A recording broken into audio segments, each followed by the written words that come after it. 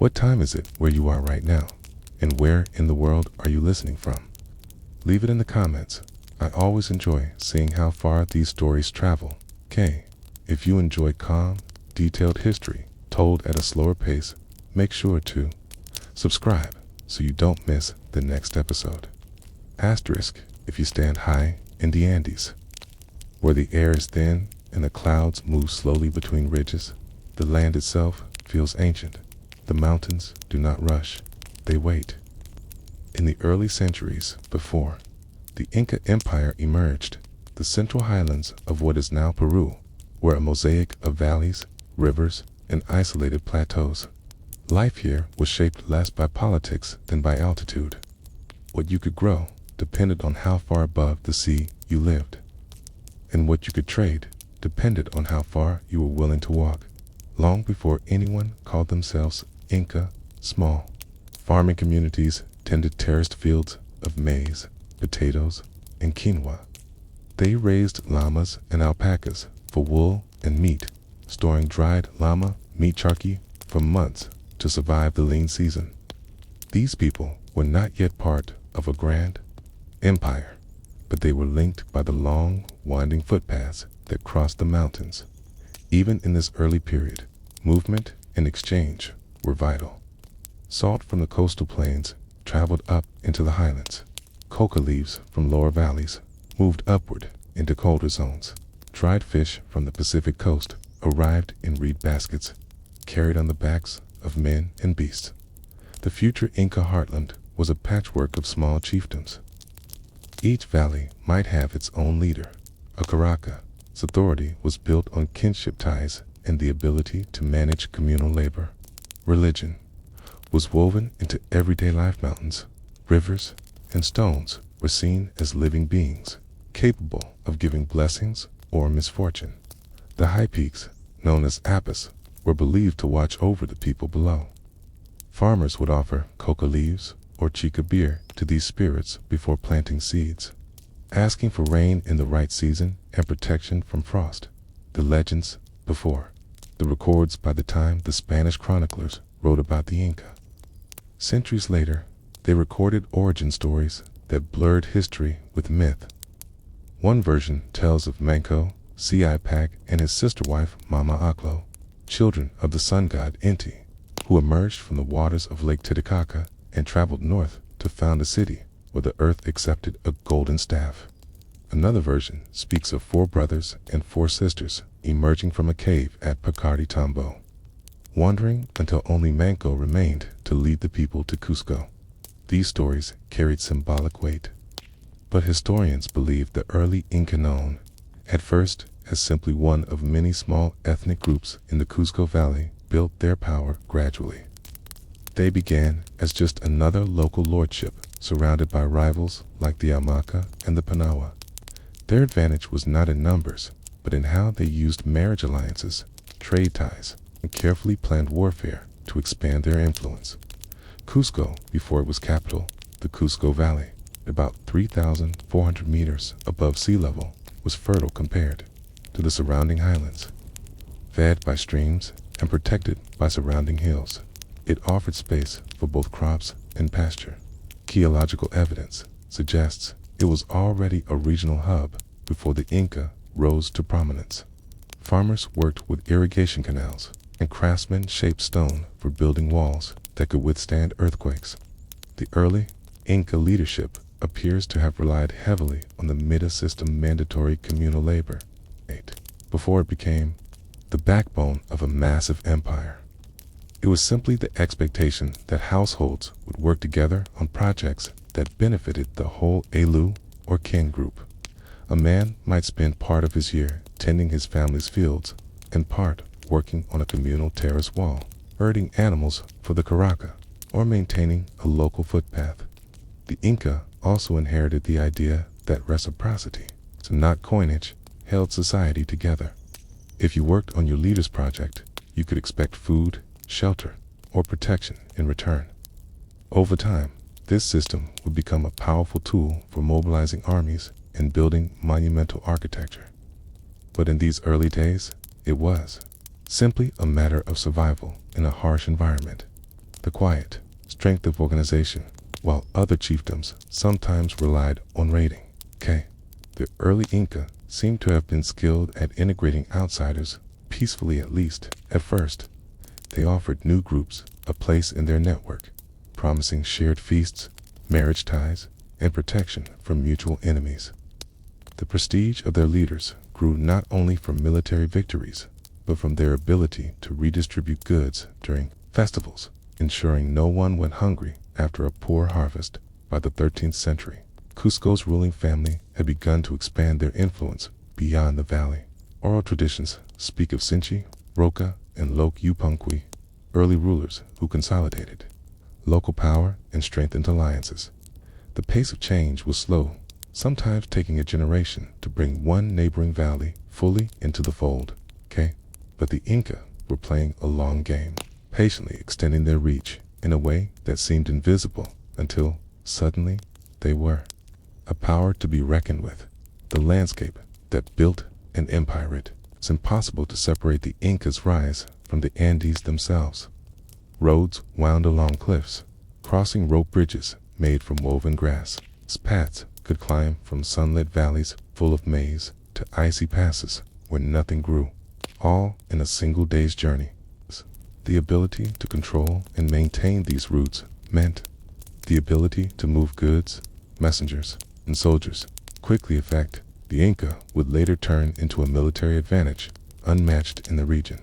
For now, though, these paths connected villages and kin groups, carrying news slowly along the spine of South America. And along these roads, the seeds of empire traveled. Ideas about leadership, systems of labor, and shared rituals that could unite people across altitudes and climates. What remains less clear, and what historians still debate, is how a small group in Cusco managed to outpace and outlast so many rivals in such a short span. Was it simply their location, their skill at diplomacy? Or was there something in the early Inca worldview that made expansion feel not like conquest, but like a natural extension of their order? The Inca of the Cuzco Valley did not begin as the unchallenged masters of the Andes, even after consolidating control over their immediate surroundings. They were still one among several competing powers in the central highlands. In the early 14th century, the surrounding valleys were home to rival chiefdoms, each with its own alliances, warriors, and claims to sacred lands. Political life was a careful balance of cooperation and competition, where trade fairs could end in feasts or in feuds, depending on the mood and the memory of past disputes. Slow expansion and strategic marriages before the empire. There was the art of alliance making. In a land where rugged mountains made large-scale warfare difficult, diplomacy often moved faster than armies. The Inca ruling family used marriage as a tool to weave neighboring groups into their orbit. An Inca prince might marry the daughter of a rival Caraca, cementing peace and opening trade routes between valleys. In return, the bride's family would gain status by being linked to Cusco's rising elite. These unions were not purely symbolic. They bound kinship networks together, creating obligations that could be called upon in times of conflict. An ally bound by marriage was more likely to send warriors or workers when requested, and less likely to join an enemy coalition. Over time, the Cusco dynasty used these links to build a loose confederation of Aliza, web of obligations that would later make expansion much smoother, consolidating Cusco while the ruling family cultivated external alliances. They also worked to strengthen Cusco internally. Archaeological evidence points to increasingly sophisticated urban planning in this period. The early Inca rulers appear to have reorganized the settlement into two halves, Hanan, Cusco, and Huron, Cusco divisions that reflected both social hierarchy and ritual balance. Water channels brought fresh spring water into the settlement, an engineering feat that signaled both technical skill and the ability to mobilize labor. Stone walls, carefully shaped to fit without mortars, began to appear in public buildings. These early constructions were modest compared to the later imperial capital, but they were a clear step toward the monumental style the Inca would perfect. Religious life also became more centralized. Temples dedicated to Inti, the sun god, were maintained alongside shrines to local deities, reinforcing the ruler's claim to divine favor. Festivals tied to the agricultural calendar became opportunities for redistributing food and chicha beer, both strengthening loyalty and reinforcing the ruler's image as a provider. Asterisk. Though diplomacy was the preferred tool, the Inca did not shy away from war when necessary. The rugged terrain meant that large armies were rare, but small, well-organized forces could have a decisive impact. The Inca appear to have adopted and improved military practices from their neighbors, training warriors in coordinated maneuvers and equipping them with slings, spears, and wooden clubs studded with stone or bronze. Battles were often short and symbolic, meant to establish dominance rather than annihilate the enemy. A defeated group might surrender hostages, offer tribute in goods or labor, and accept Inca overlordship while keeping much of its local leadership intact. This approach minimized the risk of rebellion and preserved local production, which was essential for supporting the growing demands of Cuzco's central authority.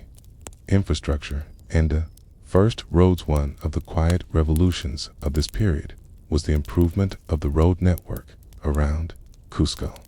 These were not yet the grand imperial highways that would stretch thousands of kilometers, but they connected the capital to nearby valleys and resource areas.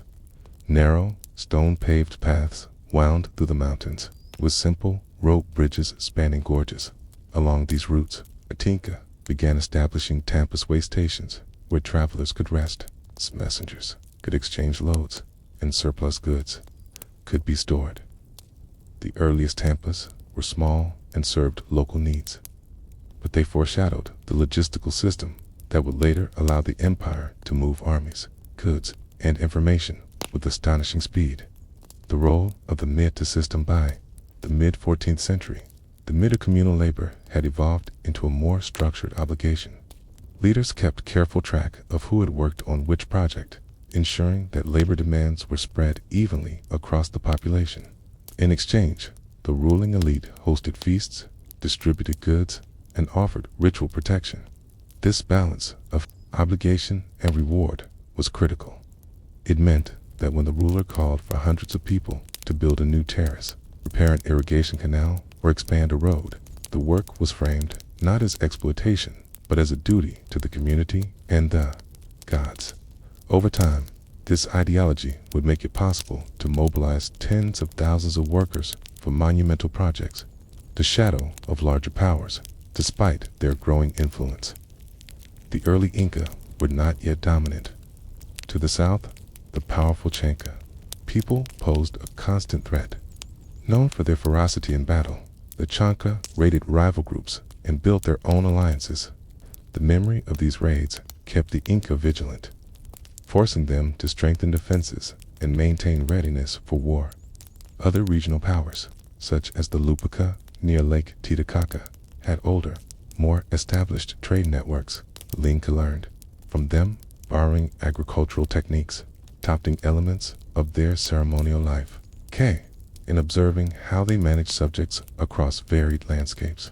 The question hanging over Cuzco in this period was not whether they could hold the valley, but whether they could survive the rising competition from their neighbors.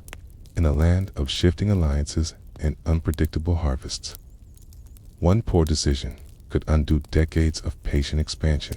And so, as the 14th century moved toward its close, the rulers of Cuzco faced a choice: remain a regional power among many, or take the risks necessary to push outward decisively.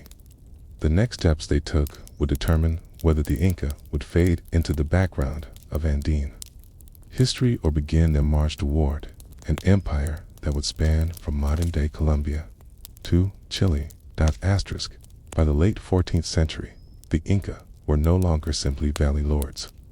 They had the infrastructure, alliances, and leadership to act beyond their immediate surroundings. Yet, their rise into a unified state, the one that later stunned the Spanish, was not a single leap, but a series of careful, calculated steps. The catalyst, Chanca threat, and Inca response historians often point to the looming presence of the Chanca people as the final to push that transformed the Inca into a fully mobilized power. The Chanca were aggressive, skilled warriors, and their expansionist ambitions put them on a collision course with Cuzco, the Inca rulers. By some accounts, led at this time by Viracocha, Inca recognized that survival would require more than just diplomacy and localized defenses. The Inca began organizing their military on a scale not seen before in the Cuzco Valley. They called upon the Mena system to supply laborers for building fortified storehouses, improving road networks, and producing weapons in greater quantities. Villages throughout the Inca sphere were required to provide trained fighters ready to be called up when needed. This period also saw an intensification of messenger relay systems. Chasqui fleet-footed runners were stationed along mountain trails to carry news and orders at remarkable speeds. What might take a lone traveler days could be relayed through the Chasqui network in hours, allowing the Inca leadership to coordinate movements and respond to threats far more efficiently than most Andean states. The leap to surrounding valleys instead of waiting for enemies to close in. The Inca pushed outward into neighboring valleys. These early campaigns were less about outright conquest and more about bringing key communities under Cusco's influence. The Inca approach was methodical. First, send envoys to offer alliance, gifts, and mutual protection. If accepted, the community became part of the Inca network, contributing labor and goods in exchange for security. If refused, the Inca might apply pressure cutting off trade routes, raiding storehouses, or backing rival claimants to local leadership before eventually moving in militarily when military force was necessary. The Inca preferred swift, overwhelming action, followed by magnanimous treatment of the defeated. Captured leaders were often reinstated, but with the understanding that they now owed loyalty and resources to Cusco. The ideology of expansion what made these efforts sustainable was the Inca ideology of integration. The ruling class portrayed themselves not as destroyers of local traditions, but as stewards who would protect the land and ensure its fertility. Local gods were not banned. They were honored alongside Inti, the sun god, with the Inca ruler acting as the ultimate intermediary between earth and sky, by framing expansion as inclusion rather than domination. The Inca reduced the likelihood of rebellion in newly acquired areas. This approach also gave them access to specialized local knowledge, whether it was the irrigation, techniques of lowland farmers, or the herding expertise of high-altitude pastoralists, building the first administrative network as more communities came under Inca influence. The rulers began experimenting with administrative systems that would later become the backbone of the empire. They appointed trusted representatives, often members of the royal family or allied nobles, to oversee strategic regions. These overseers collected tribute, organized labor, and ensured loyalty. The Inca also expanded the storage network. Surplus crops were stored in circular or rectangular storehouses built in cool, dry locations to preserve food for months or even years. These reserves acted as insurance against famine and were also a visible sign of Inca authority, the power to feed people in lean times. A capital transformed as wealth and influence grew. Cusco itself began to change. The early city was reshaped according to a symbolic plan said to represent a puma, an animal associated with strength and authority. Major construction projects, still modest compared to the later imperial capital, nonetheless demonstrated a mastery of stonework that impressed even their rivals. Religious architecture became more ambitious, with the central temple to Inti, the Coricancha, being expanded and adorned with fine masonry. Pilgrims from allied communities began to visit during festivals, strengthening the perception of Cuzco as the spiritual as well as political heart of the highlands. The path to supremacy.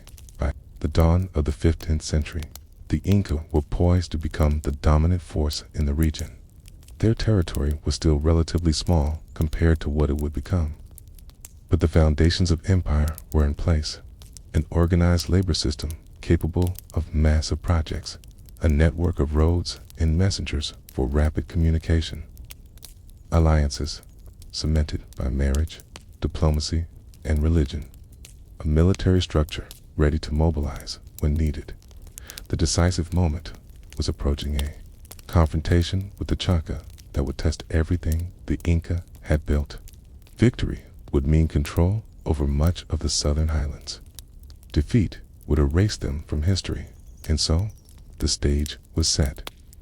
The Cuzco Valley, once a cluster of scattered communities, now pulsed with the ambition of leaders who saw beyond their mountain walls. The question was no longer whether they could hold their home, it was how far they could go before the mountains themselves set a limit. Asterisk. By the time Huayna Capac ruled the Inca Empire, the realm stretched farther than any previous Andean state had dreamed possible. From the highlands of present-day Colombia down through Ecuador, Peru, Bolivia, Chile, and into Argentina, a network of roads and storehouses tied together landscapes that ranged from coastal deserts to snow-capped peaks. Huayna Capac, whose name means the noble with great might, had inherited the empire at its height. His father, Tupac Inca Yupanqui, had already extended its reach far north and south under Huayna Capac. The empire reached its greatest territorial size. At its final years would set in motion a chain of events that no army could stop. The northern campaigns, much of Huayna Capac's reign, was spent in the north, consolidating control over the newly conquered territories of present-day Ecuador and southern Colombia. These regions were rich in agricultural land and strategic trade routes, but their people were not easily subdued. Our resistance was sporadic but stubborn, requiring a constant military presence. Huayna Capac established a secondary court in Quito, far from the traditional capital of Cuzco, to oversee the northern provinces. This decision, practical for managing the frontier, would later fuel political fractures within the royal family. Cuzco's nobles felt neglected. The court in Quito grew in influence, creating two competing centers of power. A kingdom at its administrative peak, the empire under Huayna Capac was a vast machine, powered by the Mida labor system and organized through a complex hierarchy of provincial governors. Roads allowed Chasquita relay runners to carry messages across thousands of kilometers in mere days. Storehouses held reserves of maize, potatoes, and dried meat, ensuring armies and populations could be fed even during bad harvests. Religious authority was also at its peak. The emperor was revered as the child of the sun, the intermediary between the gods and the people. Rituals tied to the agricultural calendar continued to unite diverse regions under a shared cosmic order. Yet, beneath this image of stability, small fractures were forming. Managing such a vast realm meant constant negotiation with local leaders, some of whom resented the demands placed on their people. The further from Cuzco one traveled, the more likely it was that loyalty was conditional, not absolute.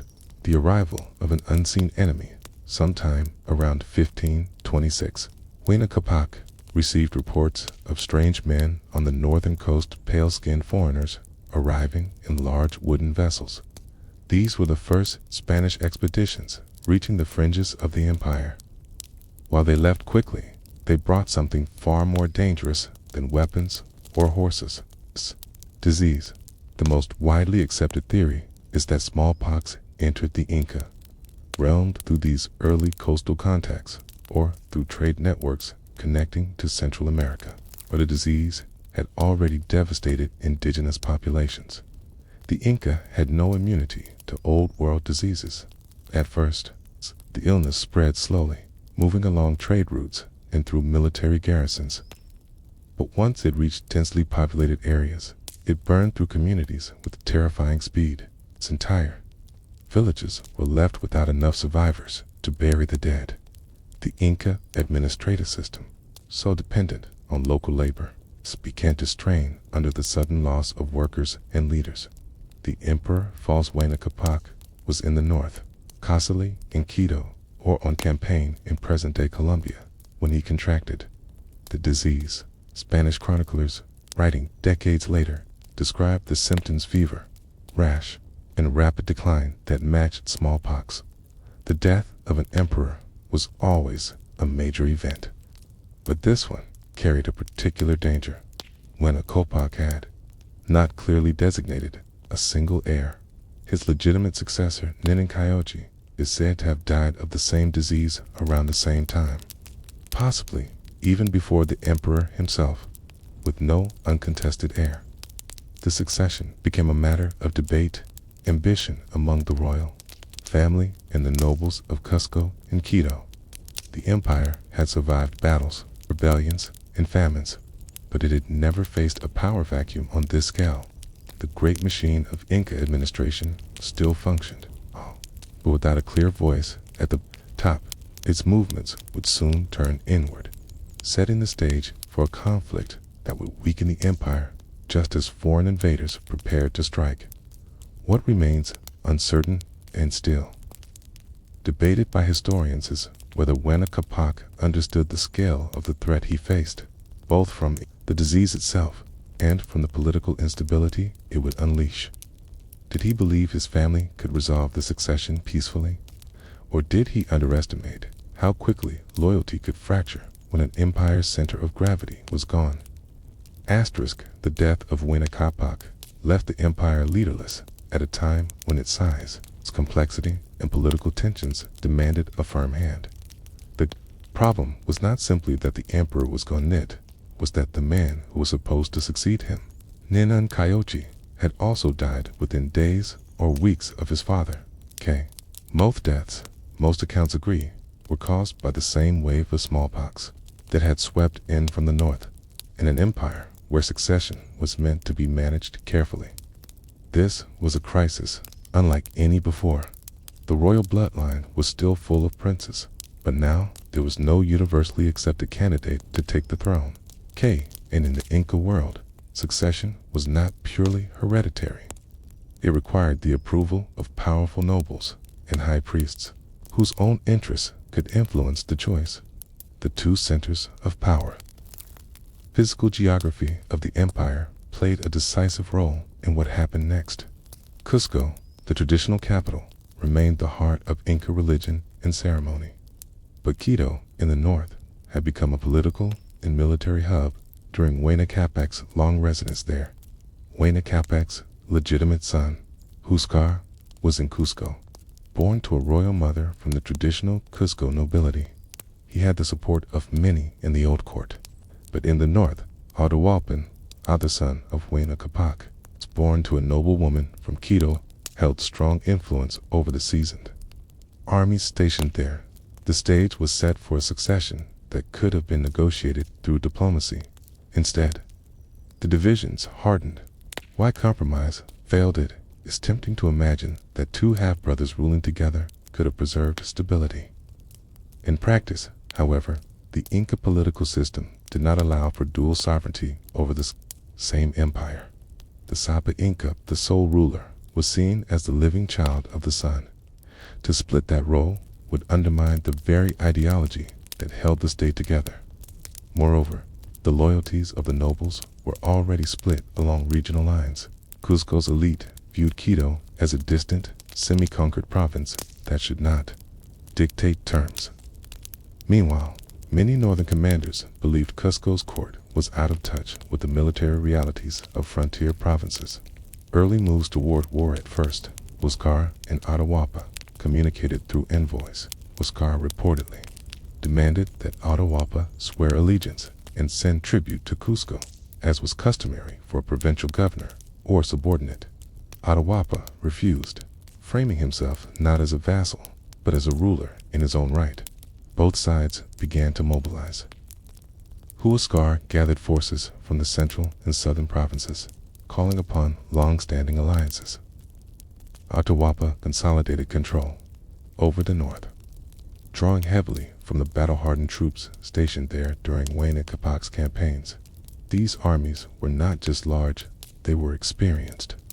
The northern forces, in particular, had been campaigning almost continuously in the years before Huayna Capac's death.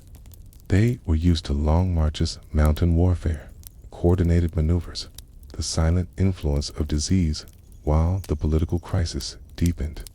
Smallpox and possibly other European diseases continued to circulate. This meant that even as both sides prepared for war, some regions were struggling to meet their obligations under the Middle Labor System. Armies still formed, but they were marching through provinces where fields lay untended and storehouses were less full than before. No one could yet predict that this combination of civil war and demographic collapse would leave the empire fatally weakened, just as a much smaller but technologically different enemy approached from the coast. The first skirmishes between the two sides began as tests of strength rather than all-out battles. Armies probed enemy territory, captured border settlements, and tried to win over local leaders. These moves were as much about perception as about territory. If a Caracas switched allegiance to one claimant, it sent a message to others that momentum was shifting. But as months passed, neither Huascar nor Atahualpa showed signs of backing down. The dispute had moved beyond a matter of inheritance. It had become a contest for legitimacy, power, and the right to claim divine sanction as the sole ruler of the Inca world. In the highlands and valleys of the Andes, tens of thousands of soldiers were on the move, and the road network that had once united the empire now served as the arteries of an internal war. The question was no longer whether there would be a civil war, but how long it would last and how much damage it would do before the Spanish arrived to find an empire already bleeding from within. Asterisk. The year was likely 1529 or 1530 when the Inca Civil War between Huascar and Atahualpa escalated into its most destructive phase.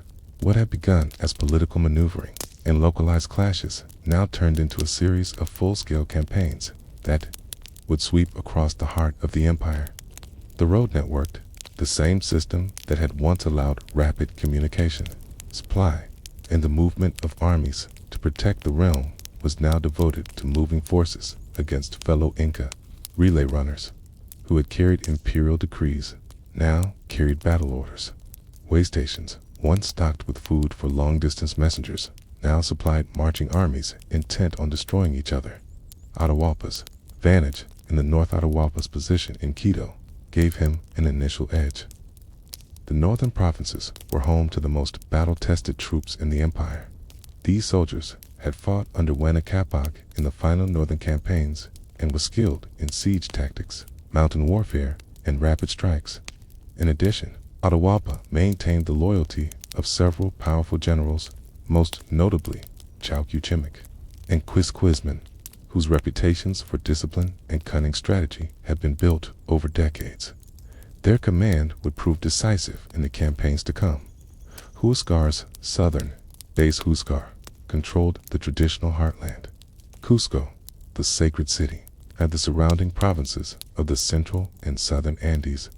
His armies were numerous, drawn from regions with deep cultural ties to the royal line.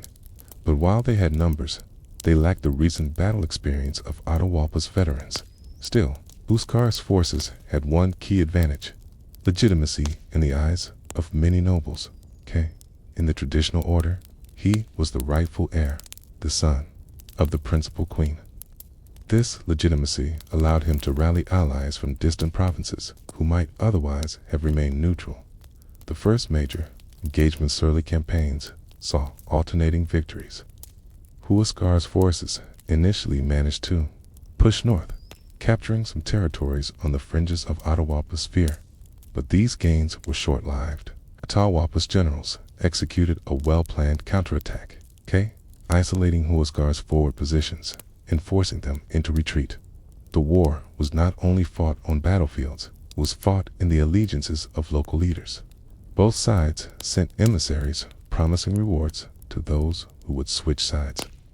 In the Andes, a single change in loyalty could alter supply lines, open a road for rapid advance, or cut off an army's retreat. The turning point, capture and triumph around 1532. After a series of engagements, Atahualpa's forces dealt a crushing blow to Huascar's army near the southern approaches to Cuzco. Many of Huascar's commanders were killed or captured, dead, and Huascar himself was taken prisoner. Atahualpa's victory was decisive. He now held his rival alive, a symbol of his supremacy. His generals marched south, taking Cuzco in his name. The empire, at least on paper, was reunited under his authority. Yet, Atahualpa did not immediately go to Cuzco. He remained in the north, in Cajamarca, enjoying the spoils of victory and consolidating his control. Perhaps he intended to travel to Cuzco later to be crowned formally. But events would soon overtake him. The empire on the eve of invasion, when Atahualpa stood at the height of his power. The empire seemed ready to enter a new chapter under his rule, but the cost of the civil war was immense. Loss of manpower, tens of thousands of soldiers and laborers had been killed or displaced. Weakened provinces, agricultural cycles had been disrupted, and storehouses were depleted. Fractured loyalties, provinces forced to choose between rivals were less likely to give wholehearted allegiance to the victor. This was the state of the Inca realm in late 1532, when Francisco Pizarro and his small force of Spanish conquistadors entered the highlands. They found an empire exhausted by internal conflict, its leadership divided, and its people weary of war. The civil war had been won, but in winning it, Atahualpa had inherited a kingdom that could not easily defend itself against the strange, armored foreigners who were about to arrive with weapons, animals, and tactics no Andean army had ever faced. And as fate would have it, their first encounter would take place in the very city where Atahualpa was resting, surrounded by his most loyal troops, Cajamarca. When Huayna Capac and his chosen heir, Nenin Cayochi, both died suddenly, almost certainly, from smallpox. Inca Empire was left with 2 surviving sons and no clear rules for succession. Huascar ruled from Cuzco, the ceremonial heart of the realm. Atahualpa held power in Quito, the northern command center his father had favored in his later years. What might have been settled with negotiation instead spiraled into a war that would consume the empire's strength. The 2 claimants, Huascar had the advantage of tradition. Born to Huayna Capac's principal queen, he fit the lineage requirements that the Cuzco nobility expected. Many high priests and established lords in the southern provinces recognized his claim without hesitation. Atahualpa, however, commanded. The loyalty of the northern army's veterans, hardened by years of campaigning in what are now Ecuador and southern Colombia. These soldiers had fought under Huayna Capac himself, winning the very territories that now made the empire its largest in history.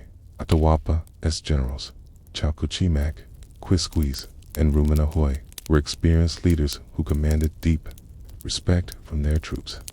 The geography of division, the Andes themselves, reinforced the divide. The empire's road network could move armies swiftly by pre-Columbian standards, but the mountain ranges still slowed communication and gave each claimant space to consolidate his own support. Cuzco Valley and its surroundings were firmly in Huascar's grasp. The northern highlands in Quito remained under Atahualpa's control. Between them lay a patchwork of contested territories, where local leaders watched carefully to see which side would prove stronger before committing. The first moves toward war and voice passed between the 2 courts, but instead of compromise, the exchanges hardened the division.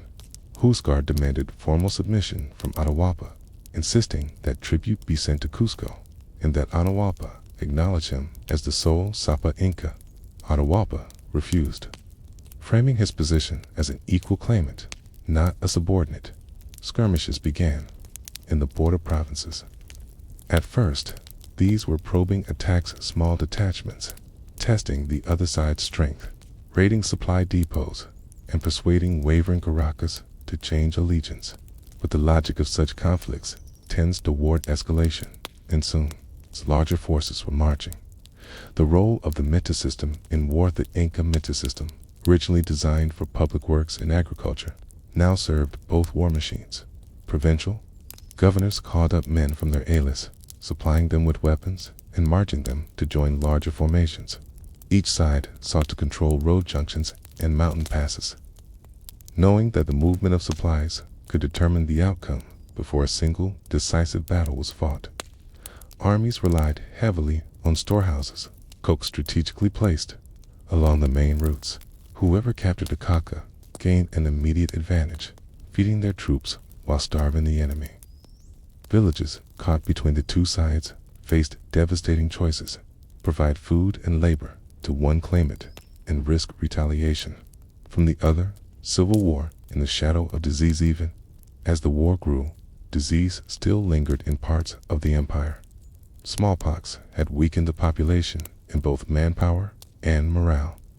Entire communities had lost elders who held oral histories and agricultural knowledge, making it harder to maintain normal life in the provinces. Neither Huascar nor Atahualpa could afford to leave their armies idle. The longer the war lasted, the more likely it was that provinces would break away entirely. Both leaders understood this and pressed forward, even at the cost of exhausting their forces. Becoming stormed by the late 1520s, the conflict had moved beyond posturing. Armies in the tens of thousands, some estimates reach over 100,000 combined, were on the move in the Andean highlands. The roads that had once carried trade and tribute now echoed with the footsteps of soldiers and the rhythmic thud of war drums. Atahualpa's northern generals began planning an ambitious offensive to push deep into Huascar's territory, bypassing fortified points and striking directly at the heart of his power. Huascar, for his part, prepared to meet them with a force drawn from the loyal southern provinces. Neither side could have foreseen that, even if one emerged victorious, their triumph would be short-lived. For on the distant Pacific coast, Spanish ships were landing again, this time not for exploration, but for conquest. And the Civil War's winner would soon meet an enemy unlike any the Andes had ever seen. By the turn of 1531 into 1532, the war between Huascar and Atahualpa had shifted from skirmishes to full-scale campaigns. Both sides had mobilized tens of thousands of men, and the Andean road network and achievement of empire now served as the lifeline for an internal struggle. The Civil War was not fought in isolation. The Inca administrative system demanded that every province contribute manpower, food, and supplies through the middle labor rotation. This meant the war touched nearly every corner of the empire, from the coastal valleys to the high mountain plateaus. Villages sent their young men to fight. Storehouses were emptied to feed armies, and agricultural schedules were bent around the demands of the conflict. Atahualpa's first offensive remained in the north for much of the early war, but he entrusted the battlefield leadership to his two most trusted generals, Cajamarca and Cuzco. These commanders moved with speed and discipline, advancing southward through the highland routes and securing one province after another. The Inca Army's organization made this possible. Each contingent, drawn from its own province, fought under familiar leaders, but coordinated with others under a centralized plan. The road system allowed the generals to maintain supply lines, moving food, weapons, and fresh troops to the front. Huascar's forces initially attempted to hold the line near the central highlands, using natural barriers and fortified settlements. But Atahualpa's generals avoided drawn-out sieges when possible, preferring to cut supply lines and force garrisons to surrender. The battle near Tumipampani of the first decisive engagements took place near Tumipampa, a city that had symbolic as well as strategic importance. The battle was fierce, with both sides fielding large forces and experienced commanders. Huascar's troops fought hard, but Atahualpa's northern veterans, drilled in long campaigns under Huayna Capac, proved more adaptable in open battle. Huascar's army suffered heavy losses, and the survivors retreated southward, leaving the northern and central provinces in Atahualpa's control. The defeat weakened Huascar's prestige, making it harder for him to hold the loyalty of wavering provincial leaders. Huascar's counterattack still, Huascar was not without resources, drawing on the loyalty of the Cuzco elite in the southern provinces. He assembled a new army and launched a counteroffensive. This force aimed to catch Atahualpa's troops off guard before they could regroup. For a time, Huascar regained ground. His forces scored victories in smaller engagements, retaking some settlements and rallying supporters who had doubted his chances. Yet, these successes also forced him to overextend, pushing into areas where the population was less loyal and supply lines were harder to maintain. The turning point. Quipat. The final decisive battle came at Quipat, west of Cusco. In early 1532, Atahualpa's generals, now commanding the full weight of the northern forces, met Huascar's army in a confrontation that would determine control of the empire. The battle was brutal. Chroniclers describe the engagement as a slaughter for Huascar's side. Atahualpa's disciplined troops, combined with superior battlefield coordination, overwhelmed the southern army. Many of Huascar's top commanders were killed. Others were captured. Huascar himself was taken prisoner, a living trophy of Atahualpa's triumph. The path to Cusco was now open for Atahualpa's forces, and the southern heartland fell without significant resistance. The empire under a single victor, with Huascar in captivity. Atahualpa stood as the undisputed master of the Inca realm. His generals occupied Cusco, securing the sacred city in his name.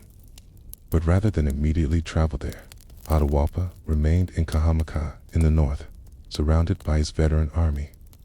Perhaps he wished to enjoy the security of familiar territory before entering a capital where many nobles still favored his rival. This decision, reasonable in the short term, would prove fateful, for it was in Cajamarca that Francisco Pizarro and his small band of Spaniards would soon arrive, seeking to meet the man who had just emerged from the greatest civil war in Inca history. Atahualpa's victory had reunited the empire, but it had also left it drained, depopulated, and politically fractured. The storehouses were not as full as before. Many provinces were bitter from years of forced service, and disease still lingered in some regions. The Inca state, though outwardly whole, was inwardly fragile, an empire ready to crack under the next great strain, and that strain was about to appear on the mountain roads from the Pacific coast. Asterisk. It was late 1532 when Atahualpa arrived in Cajamarca, a highland town with a central plaza surrounded by low adobe buildings and overlooked by mountains. He came not as a weary war leader, but as a victor. The Civil War was effectively over. Rival Huascar was a prisoner. His generals controlled Cusco, and the empire stretched from present-day Colombia to central Chile. Atahualpa encamped just outside the town with thousands of troops, veterans from the northern armies. The mood in his camp was one of triumph and security. Scouts patrolled the approaches, and the emperor held court in the style of his father and grandfather, receiving tribute, hosting feasts, and planning the consolidation of his rule.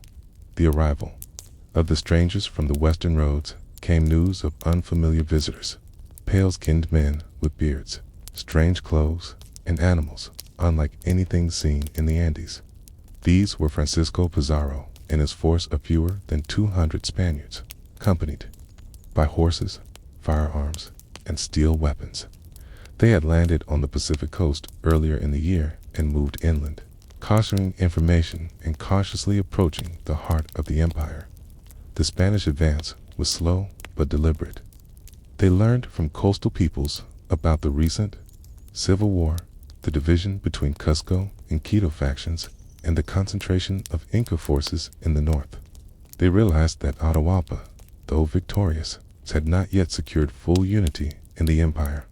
Atahualpa's calculated confidence when word reached him that the Spaniards wished to meet. He was confident in his position. He commanded an army that outnumbered the foreigners by thousands. His warriors, though unfamiliar with horses or guns, were disciplined and well-equipped for Andean warfare. To Atahualpa, the meeting was not a threat, it was a formality. Foreign emissaries had come before from other regions of the Andes, often bearing gifts and seeking alliances.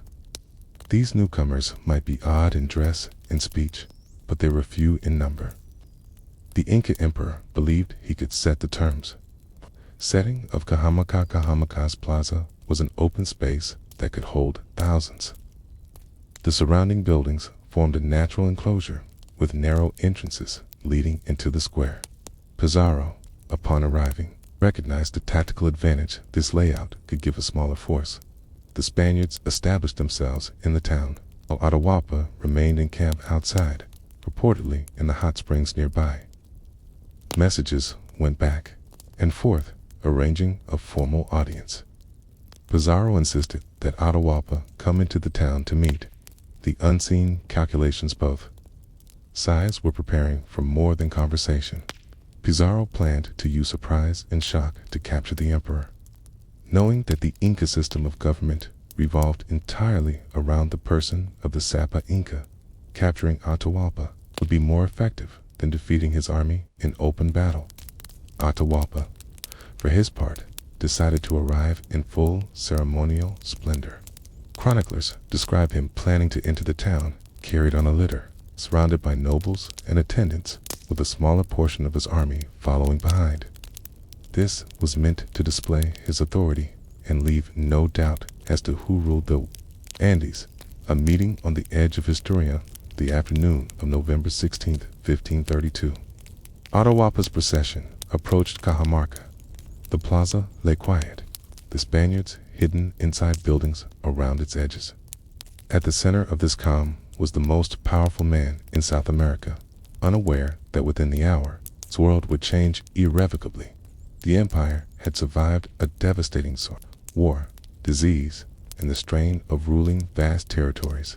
Now, in this remote highland town, it was about to face a confrontation between two worlds, one shaped by centuries of Andean tradition, the other driven by European ambitions for conquest. And when that confrontation began, it would not be a negotiation. When Francisco Pizarro stepped onto the sands of the Peruvian coast in 1532, he was not arriving at the beginning of a conquest, but at the middle of an Andean story already in upheaval. The Inca Empire, still reeling from years of civil war and the shadow of disease, was unified under Atahualpa only in name.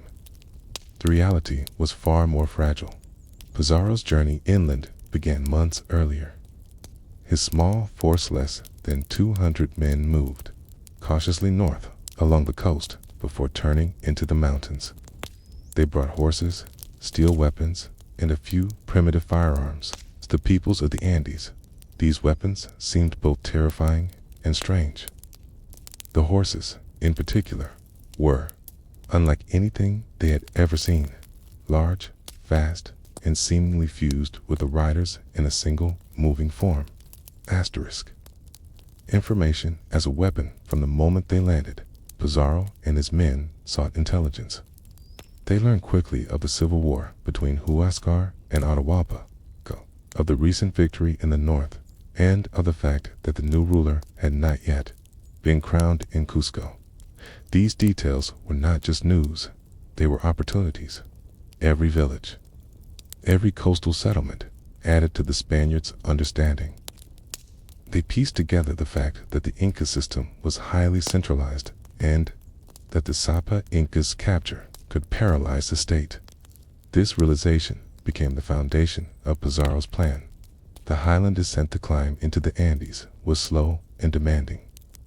Spanish horses struggled in the thin air, and the men had to adjust to the cold nights and steep trails. But the Inca rode network smooth, Well-graded stone paths in many places made the journey possible. At the way stations, the Spaniards saw firsthand the Inca system of organization. Tampu storehouses filled with dried meat, maize, and woven cloth testified to the empire's ability to feed and supply armies over great distances. This efficiency impressed the Spaniards, but also confirmed what they already suspected, that this was a disciplined and centralized state, dependent on its ruler for cohesion. First contacts in the highlands as they moved inland. Pizarro's force met representatives of various local leaders, some loyal to Atahualpa, some still sympathetic to Huascar's cause. A few saw in the Spaniards a chance to shift the balance of power. These conversations were cautious but revealing. The foreigners were still too few to be a military threat on their own. Yet their appearance was unsettling enough to make local politics more fluid. For the Spaniards, these meetings offered not only food and guidance, but also a sense of the empire's political fault lines. If they could approach Atahualpa while those lines were still unsettled, they might find leverage. Cajamarca, the chosen ground when the Spaniards learned that Atahualpa was encamped in Cajamarca with thousands of soldiers. They did not turn away. Instead, Pizarro decided to go directly there. It was a calculated gamble. Meeting the emperor in a place like Cajamarca town with an enclosed plaza would allow the Spaniards to control the setting if things turned hostile. The march into Cajamarca took the better part of a day. The Spaniards entered quietly, noting the layout of the square and the surrounding buildings. They kept their horses hidden, positioned their artillery, and made arrangements to receive Atahualpa in a way that would mask their intentions until the right moment. The calm before the meeting as the afternoon light faded. Messengers moved between the two camps. Atahualpa was informed that the Spaniards wished to meet him in the plaza. He agreed, setting the meeting for the following day. That night, the town was still. In one camp, the Spaniards prepared for a bold strike that could decide the fate of their expedition. In the other, Atahualpa and his retinue prepared for what they believed would be a demonstration of imperial power. Before a small group of unusual foreigners, the road to the Andes had brought them together. By the next sunset, those same roads would begin carrying news of a single even-tan event that would tilt the balance of power in the Andes forever. The morning of November 16, 1532, began like any other in the highland town of Cajamarca. Thin air in the early hours, the sun rising over the ridges, and the plaza still quiet. But outside the town, in the Inca camp, thousands of soldiers were already stirring. Atahualpa was preparing for his entrance. This was not to be a negotiation between equals in his mind, but a reception for foreigners who had come to acknowledge his power. Chroniclers describe him spending the morning in the thermal springs near Cajamarca, confident and relaxed before dressing for the procession of the Sapa Inca. When he left camp, Atahualpa was carried on a litter, seated upon cushions, dressed in fine woven garments and adorned with gold and feathers. His headdress, topped with a crimson fringe called the mascapacha, marked him unmistakably as the Sapa Inca. Nobles and attendants surrounded him, with musicians playing flutes and drums. Behind them came a contingent of several thousand unarmed retainers meant to display his following without presenting a battle formation. His main army, still armed, remained encamped outside the town. Beyond the line of sight from the plaza, the Spaniards in position inside Cajamarca, Pizarro's men had been busy. The cavalry units, though small in number, were hidden behind buildings, ready to ride into the square. Infantrymen, armed with steel swords and pikes, waited in doorways. Artillery crews stood by with small but loud cannons, positioned to unleash a deafening shock at the signal. Pizarro had studied the plaza's layout. Its narrow entrances could trap anyone inside, and its enclosed walls could amplify the noise of gunfire and hooves. His plan relied on surprise, confusion, the capture of a single Atahualpa. The first words when Atahualpa entered the plaza, it was nearly empty except for a few Spaniards and a man in religious robes, Fray Vicente de Valverde, Dominican friar sent to speak on Pizarro's behalf. Accounts differ on the exact exchange. Valverde, holding a cross and a Bible, reportedly told Atahualpa of the Christian God, the authority of the Pope, and the sovereignty of the King of Spain. He urged the Inca ruler to accept baptism and acknowledge Spanish authority. Atahualpa, unaccustomed to being addressed as anything but the supreme authority in his realm, rejected the demands. In one account, he asked where the friar had received his authority, and in another, he examined the Bible, found it silent when he held it to his ear, and cast it aside. The signal to Pizarro, the exchange, was enough. He gave the signal. From hiding, the Spaniards erupted into motion. Cannons fired, the blasts echoing in the enclosed space.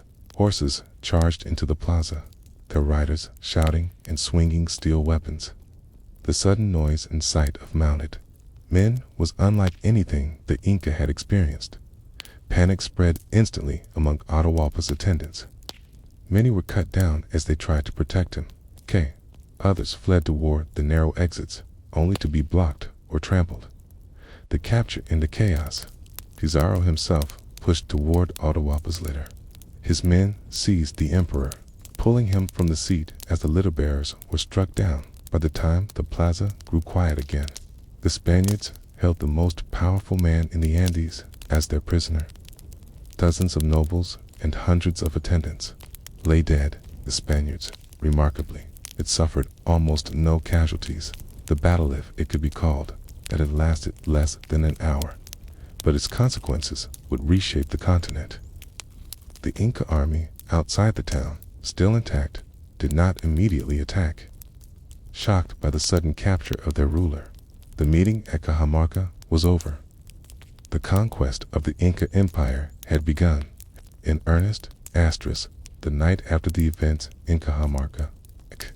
The air in the plaza was heavy with the smoke of gunpowder and the stillness that follows sudden violence.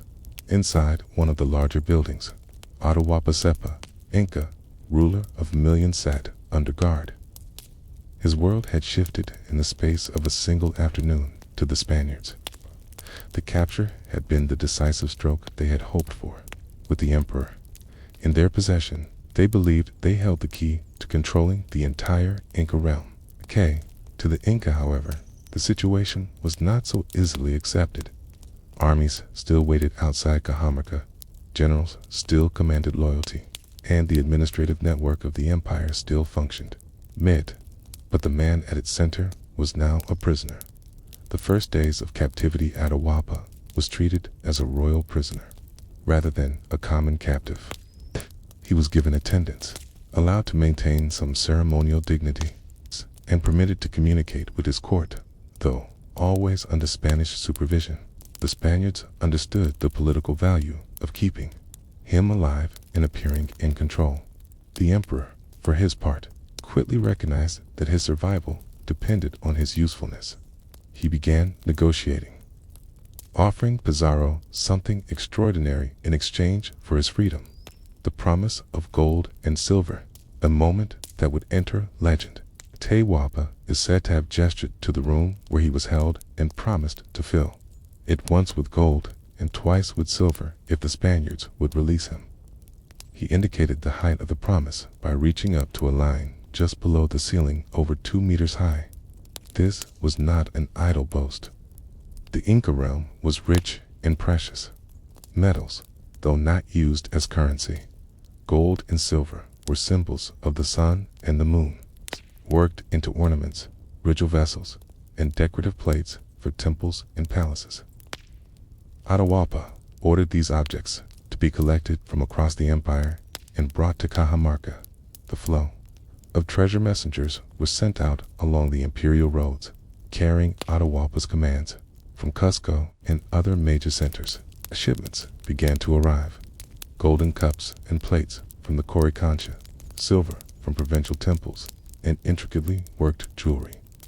The Spaniards, astonished by the scale, began melting the objects into bars for transport. For months, the treasure flowed into Cajamarca. Chroniclers later estimated that the total ransom amounted to more than 6,000 kilograms of gold and nearly 12,000 kilograms of silver. Was one of the largest transfers of precious metal in recorded history up to that point. Asterisk. The political game. While the ransom was being assembled, Atahualpa remained engaged in the politics of the empire. He learned that his brother Huascar, still a prisoner after the Civil War, might be a rallying point for opposition to his rule. According to Spanish sources, Atahualpa ordered Huascar's execution, removing a potential rival. This act, though politically logical from his perspective, deepened Spanish distrust.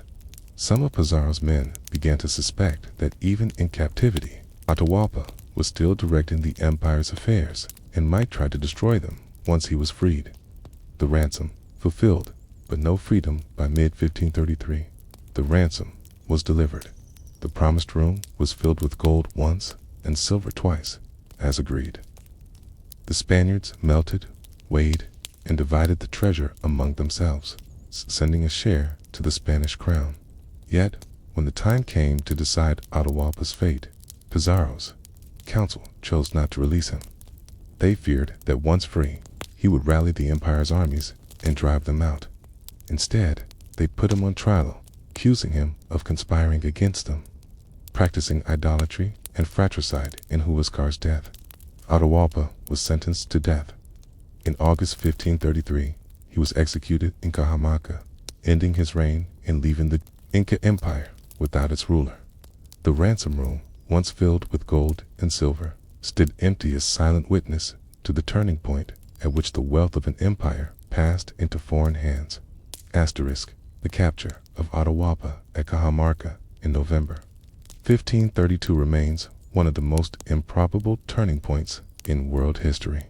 Fewer than 200 Spaniards, many of them exhausted from months of travel, managed to seize the ruler of the largest empire in the pre-Columbian Americas without fighting a traditional battle. To understand how this happened, it is necessary to look beyond the drama of the moment and consider the setting, the plans, and the circumstances that allowed such a small force to prevail over a realm of millions. The setting of Cajamarca was a highland town set in a broad valley, surrounded by rugged hills. Its central plaza was enclosed on all sides by low buildings with narrow entrances leading into the open space. For the Spaniards, this layout was ideal for controlling movement. Anyone inside could be trapped, and the enclosed space would magnify the noise of firearms and horses.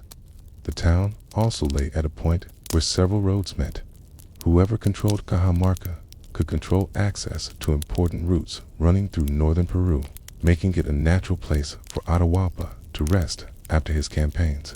Pizarro's calculated risk. When Francisco Pizarro learned that Atahualpa was camped near Cajamarca with thousands of troops, he faced a choice. Retreat would mean abandoning the chance to confront the emperor directly. Open battle in the field would almost certainly lead to defeat. Instead, he chose the narrow path between the two, inviting Atahualpa into the town under the guise of a meeting. This was not simply boldness. It was based on the information the Spaniards had gathered. They knew that the Inca army was disciplined, but followed the emperor's commands above all. If the emperor could be captured, the political and military cohesion of the empire might collapse without a major battle. The Inca perspective from Atahualpa's point of view. The Spaniards posed no real military threat. They were few in number. They had arrived far from their own lands, and they had shown no ability to challenge the full strength of the Inca army. He agreed to meet them in Cajamarca, entering the plaza with a ceremonial entourage rather than a battle-ready force. Its main army remained outside, within striking distance, but not immediately involved. This was a decision shaped by confidence in the empire's power and by unfamiliarity with European tactics and weapons. The concept that such a small group could deliberately attack the Sapa Inca in his own territory would have seemed implausible. The mechanics of the Trapezoros men prepared the plaza with care. Cavalry units were hidden behind walls and buildings, ready to charge through the narrow entrances. Infantry waited in concealed positions, armed with steel swords and pikes. Small artillery pieces, falconets, were placed to fire into the open space. The plan relied on shock rather than sustained fighting.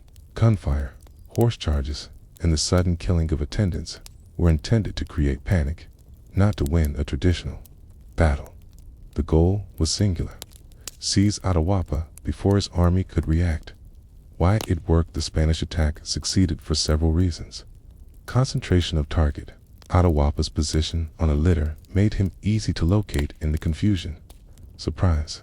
The Inca had not faced horses, guns, or such a concentrated burst of noise and movement.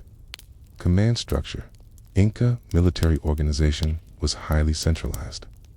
The sudden capture of the ruler created hesitation among commanders. Outside the plaza. Geography. The enclosed plaza allowed a small force to trap a large but unarmed group and control the exits. By the time the noise faded, Spaniards had achieved their aim. Atahualpa was a prisoner. The plaza was strewn with the bodies of his attendants, and his army outside Cajamarca, still vastly larger than Pizarro's, remained inactive, leaderless in the moment that mattered most. The trap at Cajamarca was over in less than an hour, but its consequences would echo for centuries. The wealth, order, and political unity of the Inca Empire had rested on a single figure. Now that figure was in the hands of a small foreign force. When the dust settled in Cajamarca's plaza on November 16, 1532, Francisco Pizarro's men faced a situation as dangerous as it was extraordinary. They had captured Atahualpa, the single most important figure in the Inca Empire, but they were still fewer than 200 in number. Surrounded by thousands of Inca soldiers encamped just outside the town, the Spaniards knew that their survival now depended on preventing an immediate counterattack, maintaining the appearance of control, and using Atahualpa's position to immobilize the Inca command structure. The first hours after the capture, Pizarro kept Atahualpa under close guard, stationing trusted men near him at all times. Atahualpa was not bound like an ordinary prisoner. Instead, he was treated with the ceremonial respect intended to preserve his dignity. The Spaniards understood that mistreating the Sapa Inca might provoke the army outside into immediate action. At the same time, they secured the entrances to the plaza, posted sentries on the surrounding rooftops, and kept the cavalry ready in case of a sudden attack. The Inca army's inaction. One of the most striking aspects of the aftermath was the Inca army's lack of direct assault on the town. The exact reasons remain debated. Some historians believe that without the emperor's direct command, the generals hesitated, fearing to act without knowing his wishes. Others suggest that the shock and confusion of the sudden capture created uncertainty about whether a negotiated release might be possible. Whatever the cause, the lack of immediate retaliation allowed Pizarro the time he needed to fortify his position and begin the next phase of his strategy, establishing the narrative from the start. The Spaniards framed the capture as a political event rather than a mere act of war. They presented themselves not as enemies of the Inca people, but as new allies or protectors of the emperor, claiming they were there to share their religion and to assist him in governance. Atahualpa, realizing that open defiance could bring swift execution, began to communicate with his court and commanders under Spanish supervision. This allowed him to maintain a degree of influence over imperial affairs, even while in captivity, and to begin negotiating for his release. The birth of the ransom proposal. It was within these first days that Atahualpa proposed the now legendary ransom to fill the room where he was held once with gold and twice with silver. He understood the Spaniards' fascination with precious metals, which in Inca society were valued for ceremonial and symbolic purposes rather than as currency.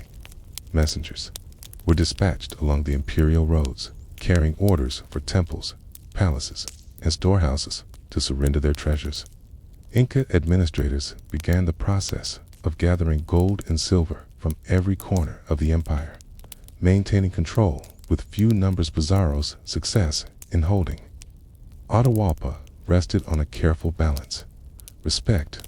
Atahualpa was treated as a sovereign, which discouraged his generals from immediate military action.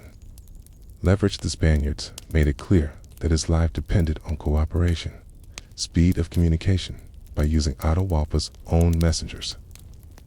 They extended their influence beyond Cajamarca without leaving its walls.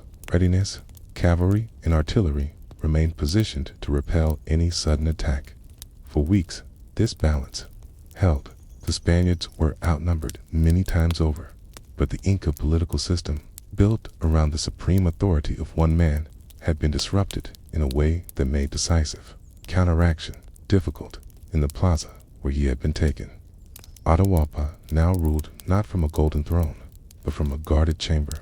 His voice still carried weight across the empire, but it was filtered through the control of his captors. The question that hung over Cajamarca in those weeks was simple. Once the ransom was delivered, would the Spaniards honor their promise to release him, or had the capture of the emperor already made that promise irrelevant? As the days in Cajamarca turned into weeks, the promise made by Atahualpa began to transform the rhythms of the empire. Across the Inca realm, from the valleys of Chile to the highlands of Ecuador, gold and silver were being pulled from temples, palaces, and ceremonial storehouses. These were not coins. Inca society had no currency in the European sense, but ritual vessels, ceremonial plaques, finely worked jewelry, statues of gods and animals. Each item carried spiritual meaning, often linked to the sun, the moon, or the mountain spirits. But now, these sacred objects were dismantled, loaded onto llama caravans, sent toward Cajamarca. The gathering of treasure. The imperial road system made this process possible. Messengers rode ahead to announce the orders. Llamas carried the loads, and officials kept inventories of what was taken. In some cases, entire temple walls, covered in thin sheets of gold, were stripped bare. Coricancha, the great temple of the sun in Cuzco, surrendered its golden plates, which had reflected sunlight into the heart of the sanctuary. From the coast came silver from the shrines, dedicated to Mama Quilla, the moon goddess. From the northern provinces came gold vessels used in royal feasts. Everything that could be melted was destined for the Spaniards' furnaces. The Spaniards' reaction for Pizarro's men. The arrival of these treasures was beyond anything they had imagined. Many had come to the New World with dreams of gold, but few expected to see such quantities. They set about melting the items into bars for transport and division, reducing centuries of craftsmanship into uniform ingots that could be counted and shipped. The wealth was staggering. Historians estimate the ransom amounted to over 6,000 kilograms of gold and nearly 12,000 kilograms of silver. It was, at that time, one of the largest transfers of precious metals in recorded history. Atahualpa's position weakened while the ransom was being assembled. Atahualpa remained in the Spaniards' custody. He used his position to communicate with loyal commanders, but his influence was no longer absolute. Reports reached the Spanish that some generals were consolidating power in the provinces, and that dissent was stirring among nobles who had never fully accepted his victory over Huayna. Worse for Atahualpa, Spanish distrust was growing. Several of Pizarro's men believed he was plotting to raise an army to destroy them once he was free. The execution of Huascar, ordered by Atahualpa to remove his last major, Philolene, deepened these suspicions. The fulfillment of the ransom by the middle of 1533. The room where Atahualpa was held had been filled once with gold and twice with silver, as promised. The Spaniards weighed and divided the metal, keeping the largest share for themselves and sending a portion to the Spanish crown. But the bargain was never truly about the gold, it was about power. And by the time the ransom was complete, the Spaniards no longer saw a reason to release their prisoner. The trial and execution, a formal proceeding that was more a display of control than a search for truth. Atahualpa was accused of conspiring against the Spaniards, practicing idolatry, and killing his brother, Huascar. He was found guilty. The sentence was death. Chroniclers differ on the details, but it is widely held that Atahualpa agreed to be baptized into the Christian faith to avoid being burned, a leave of fate that, an Inca belief, would prevent the soul from reaching the afterlife. Instead, he was executed by garrote in the plaza of Cajamarca in August 1533. With his death, the central authority of the Inca Empire was broken.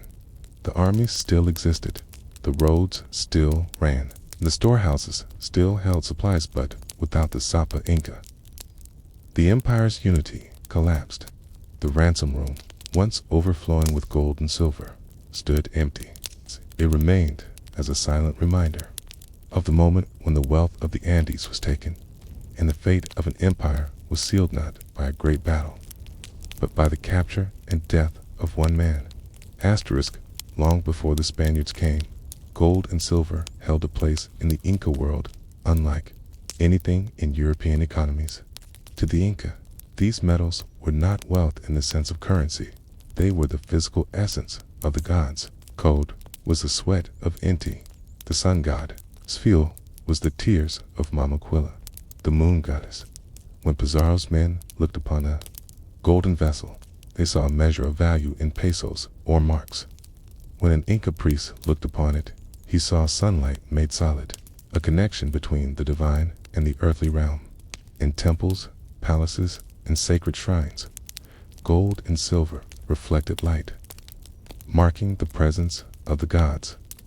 The events in Cajamarca in 1532 changed all of that. The promise after his capture, Atahualpa offered to fill the room where he was held, once with gold and twice with silver. He marked the height with his hand aligned just below the ceiling, over 2 meters from the floor. It was not a promise made lightly.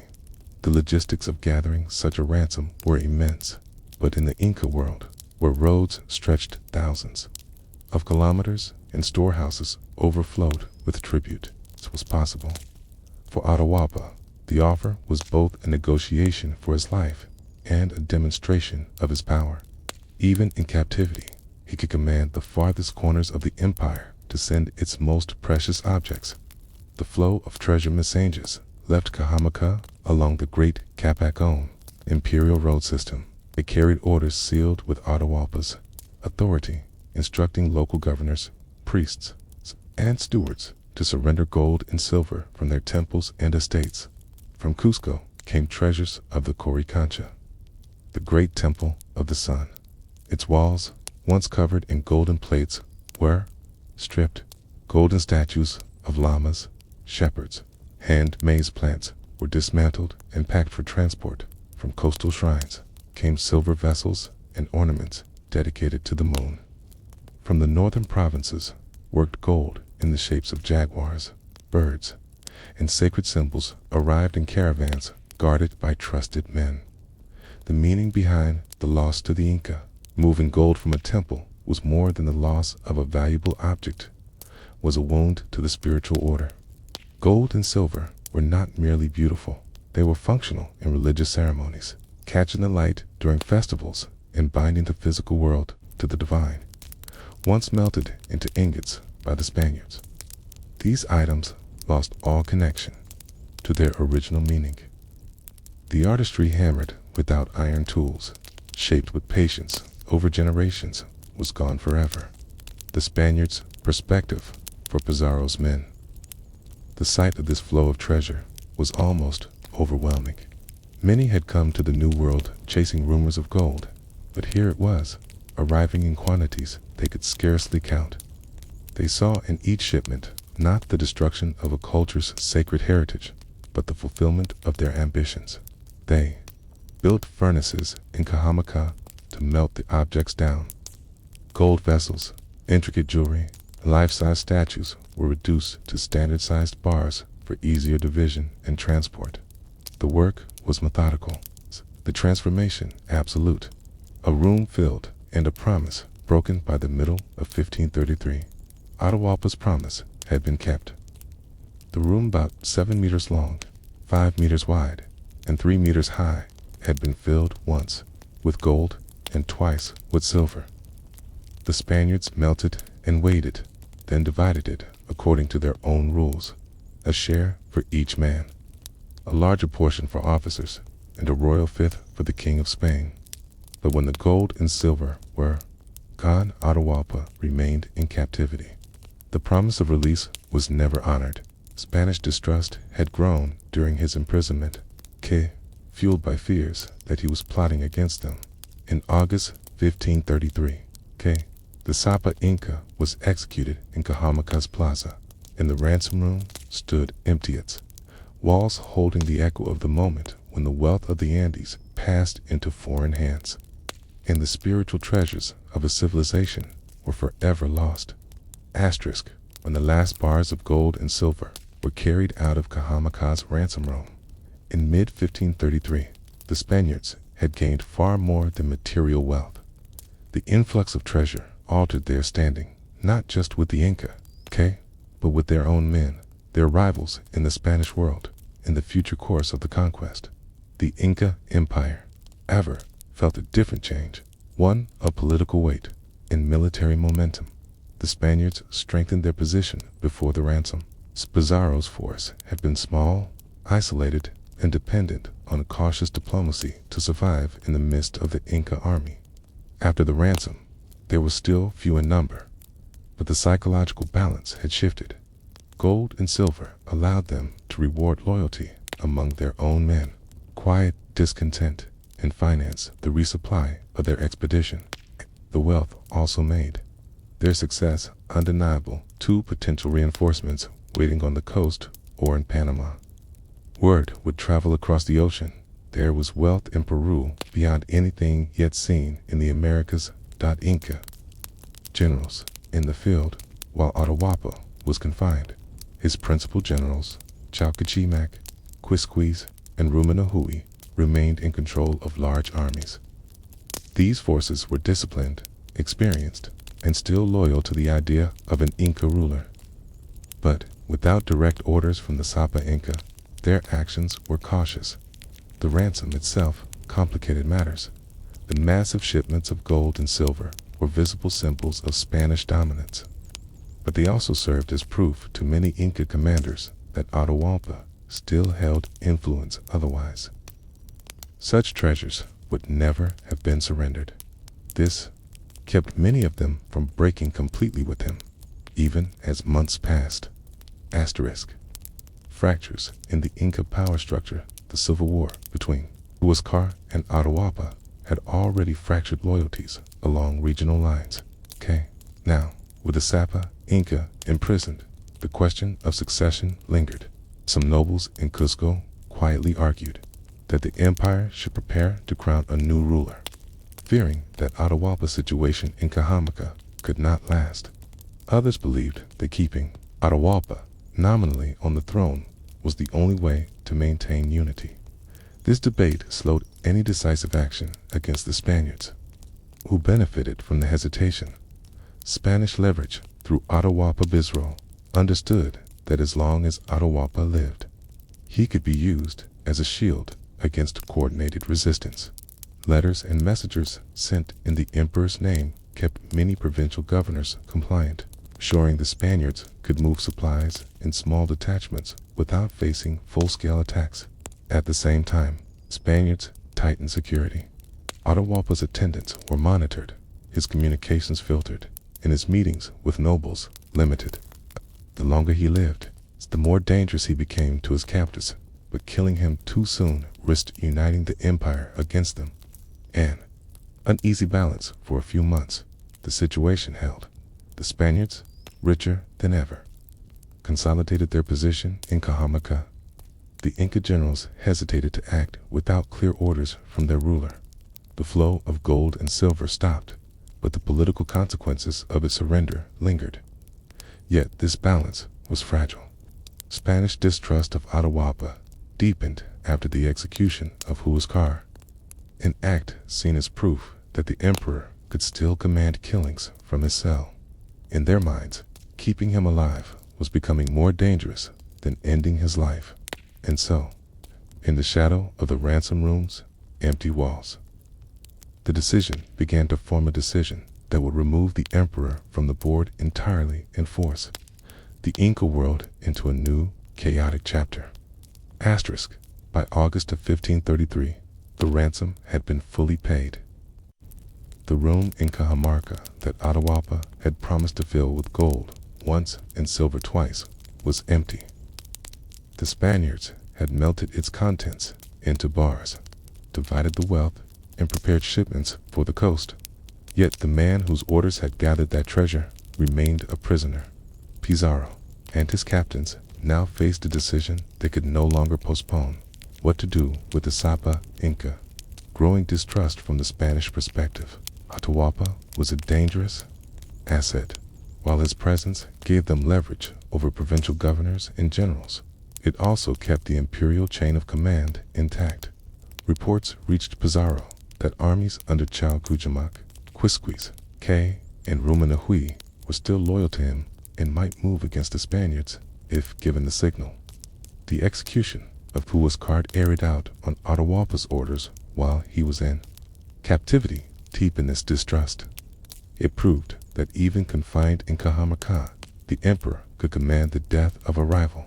Key to the Spaniards, this meant he could also command war.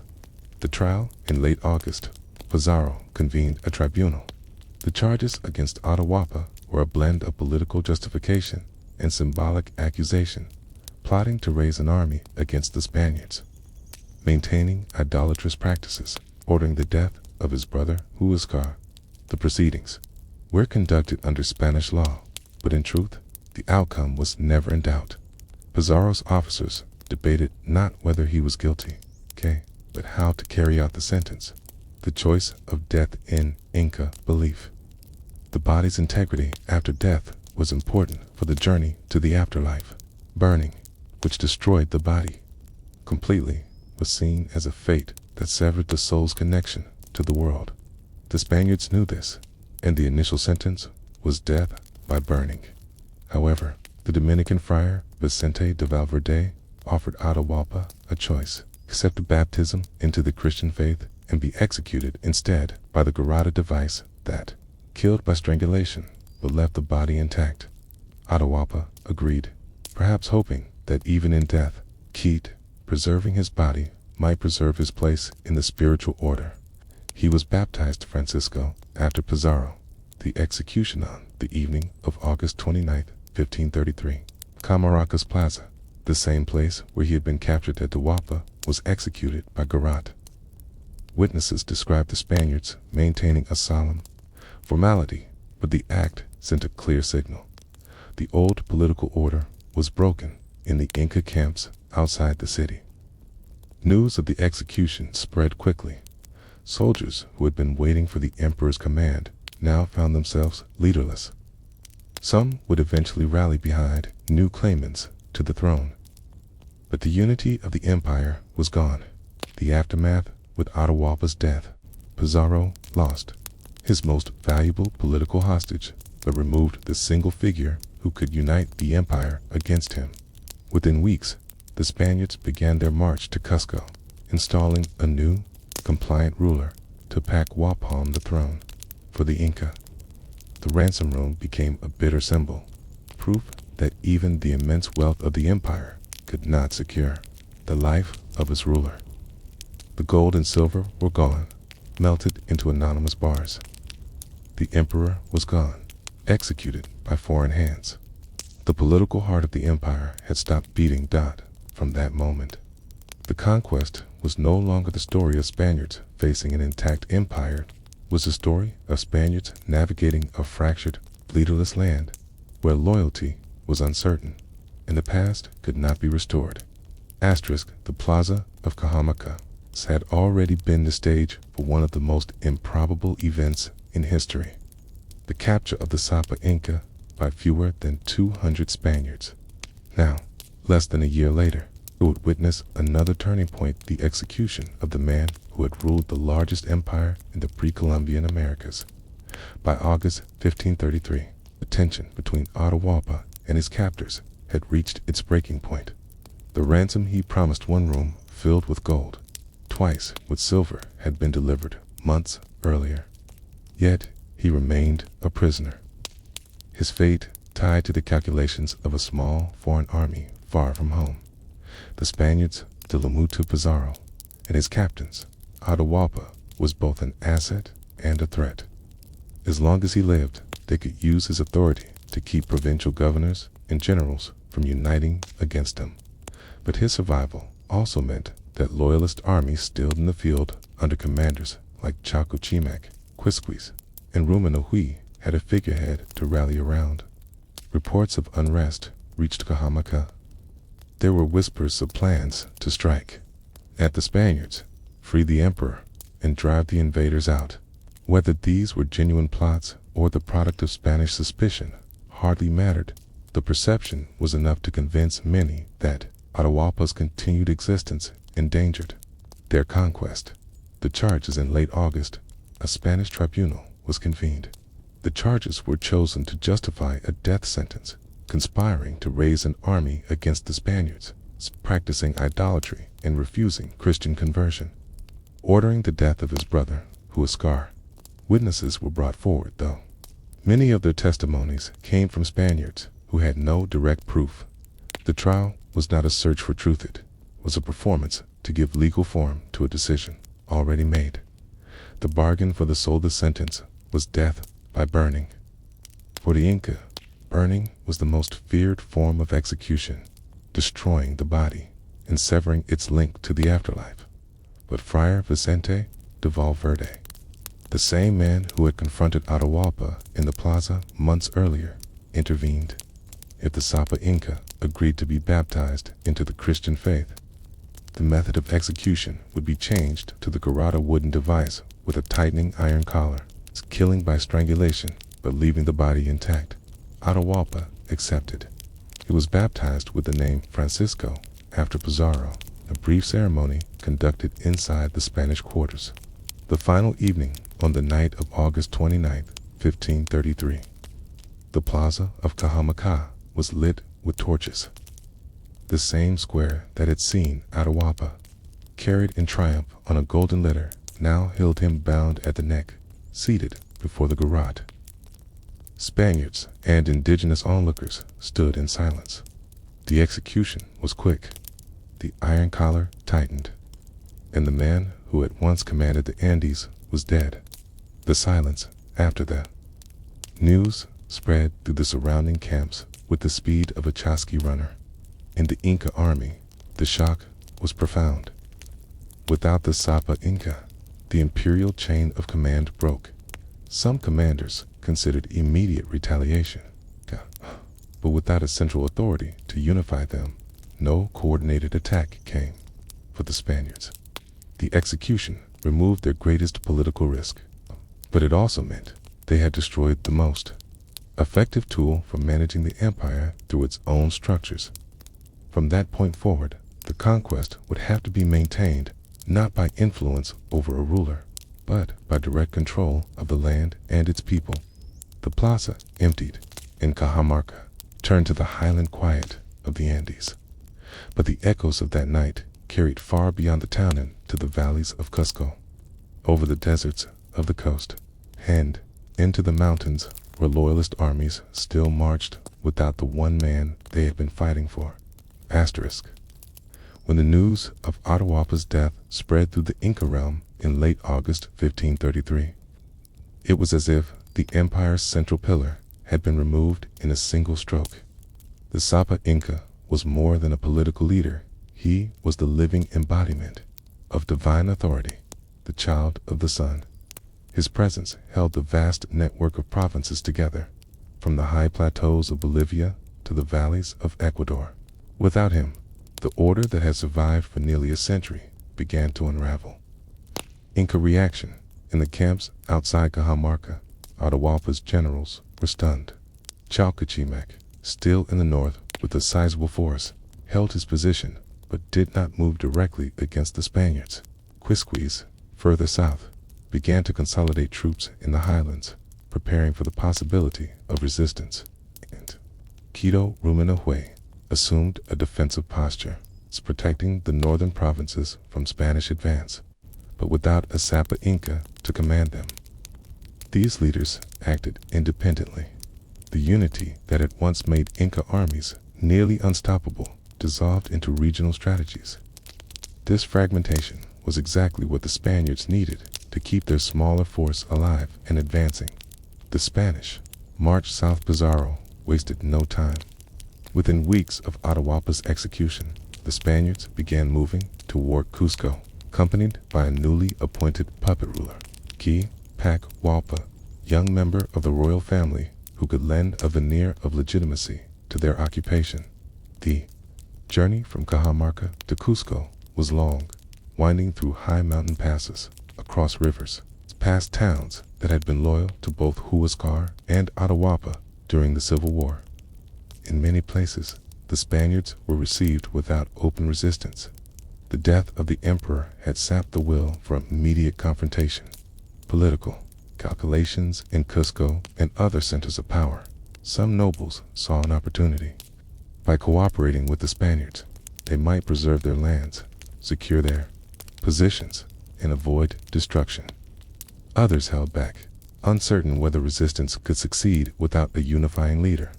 Pizarro exploited these divisions, offering alliances and rewards to those who pledged loyalty to Capac Hualpa as authority.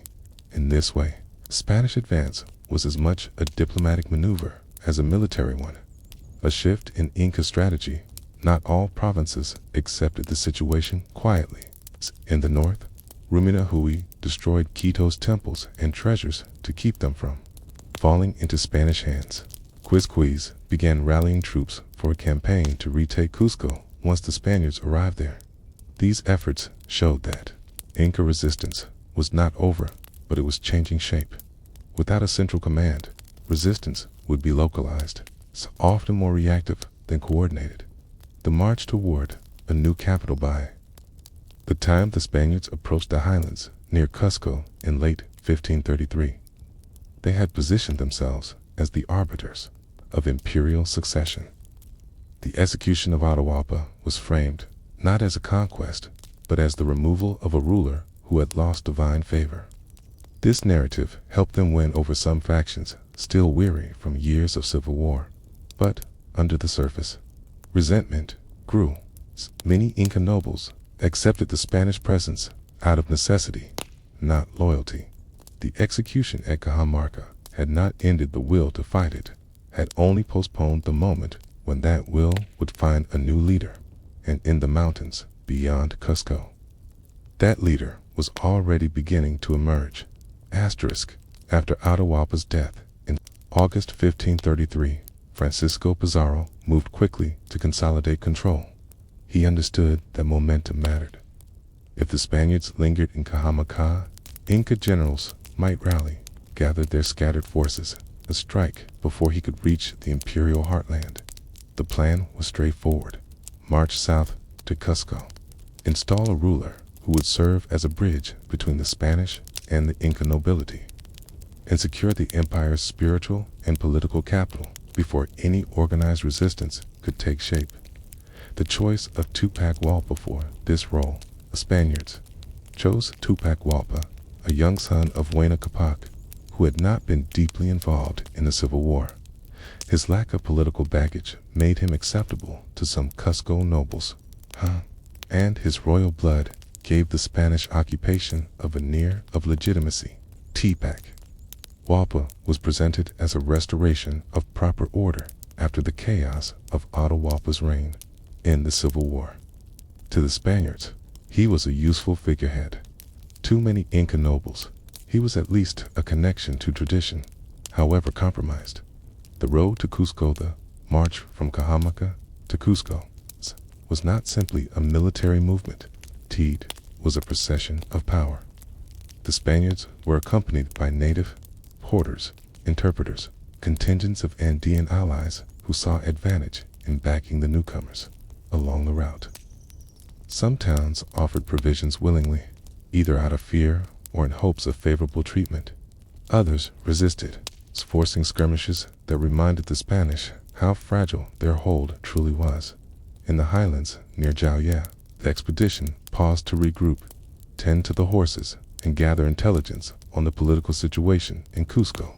They learned that rival factions still vied for influence in the capital, and that loyalty to Atahualpa's memory remained strong among certain groups.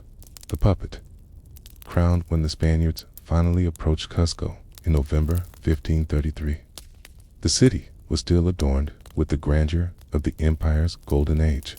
Temples, plazas, and palaces stood as testaments to centuries of careful planning and monumental labor. Atahualpa was installed as Sapa Inca in a formal ceremony, flanked by Spanish captains.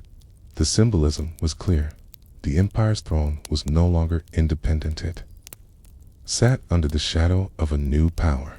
Reactions in the capitals from Cuzco nobles accepted the arrangement, hoping that cooperation would preserve their lands and influence. Others viewed the installation as an insult, foreign manipulation of the sacred line of the sun. Among the common people, curiosity mixed with unease. The sight of steel-armed foreigners in the streets of the imperial capital was still a shock. Meanwhile, far from Cuzco, Inca generals who had not bent to Spanish authority in the south and Rumanahui in the north prepared for resistance. The appointment of Atahualpa did nothing to quell their determination. The fragility of Spanish control for the moment. Pizarro had achieved his immediate goal. He held Cuzco and had a cooperative ruler on the throne. But the stability was superficial. The Inca state had been decapitated, its political order replaced by a delicate network of temporary alliances, opportunistic loyalties, and outright resentment. The Spaniards knew that as long as the empire's armies remained in the field under independent generals, their control was at risk. What they did not yet know was that this fragile arrangement would soon be tested not in Cuzco, but in the surrounding highlands where the will to resist had not been extinguished. The march from Cajamarca to Cuzco, late 1533, was more than a movement of men. It was a passage between two worlds. For the Spaniards, it was the approach to the legendary capital of the Inca Empire, a place they had heard described as the navel of the world. For the Andean peoples along the route, it was the first sight of the foreign conquerors making their way toward the very heart of their civilization. The route, Pizarro's column, was small, still fewer than 200 Spaniards, but it traveled with hundreds of native auxiliaries, interpreters, porters, and guides. The path south wound through mountain passes, dropped into fertile valleys, and climbed again into the high plateaus. Each day's march brought them closer to the cultural and spiritual center of the Inca world. The imperial roads eased the journey, paved in stone in many places, with drainage channels and stair-like sections for steep inclines. These roads were designed for the swift movement of armies and messengers. Now they carried the foreign cavalry and their strange, heavy-footed mounts, the sound of hooves echoing off the mountainsides. Encounters along the way in towns along the route. Actions varied. Some communities, still weary from the Civil War, offered food and lodging, hoping to avoid reprisals. Matias greeted the newcomers cautiously, sending emissaries ahead to gauge their intentions. There were also pockets of resistance. In some valleys, the Spaniards faced sudden skirmishes from warriors loyal to Atahualpa's memory or hostile to any foreign presence. These encounters were brief but bloody, reminding Pizarro's men that their conquest rested on fragile ground. Atahualpa's role traveling with the Spaniards was Atahualpa, a young puppet Sapa Inca, appointed after Atahualpa's death. His presence gave the march a ceremonial aspect. At way stations, he performed the rituals expected of an Inca ruler, receiving tribute, greeting local officials, and blessing the journey. For Pizarro, Atahualpa's role was critical. He was the visible proof that the Spaniards were not destroying the empire, but restoring it under their guidance. For many Andean observers, however, the arrangement was transparent. The ruler walked under foreign guard, and decisions were made in Spanish, not Quechua. Signs of division as the expedition drew closer to Cuzco. Reports reached them of unrest in the surrounding provinces. Quizquiz, one of Atahualpa's most capable generals, had not surrendered and was gathering forces in the highlands. In the north, Rumanahoy was fortifying Quito. These signs of resistance meant that the Spaniards were not marching into a pacified capital, but into the center of a contested empire. Pizarro pressed the pace, determined to secure Cuzco before rival factions could unite against him. First glimpse of the capital by early November. The expedition reached the approaches to Cuzco from the surrounding hills.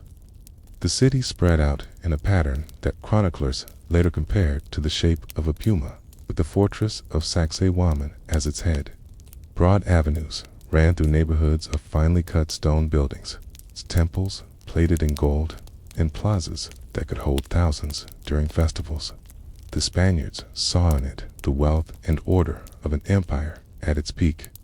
They also saw an immense prize, one that, if taken, would send a message to every province that the foreigners now held the center of power.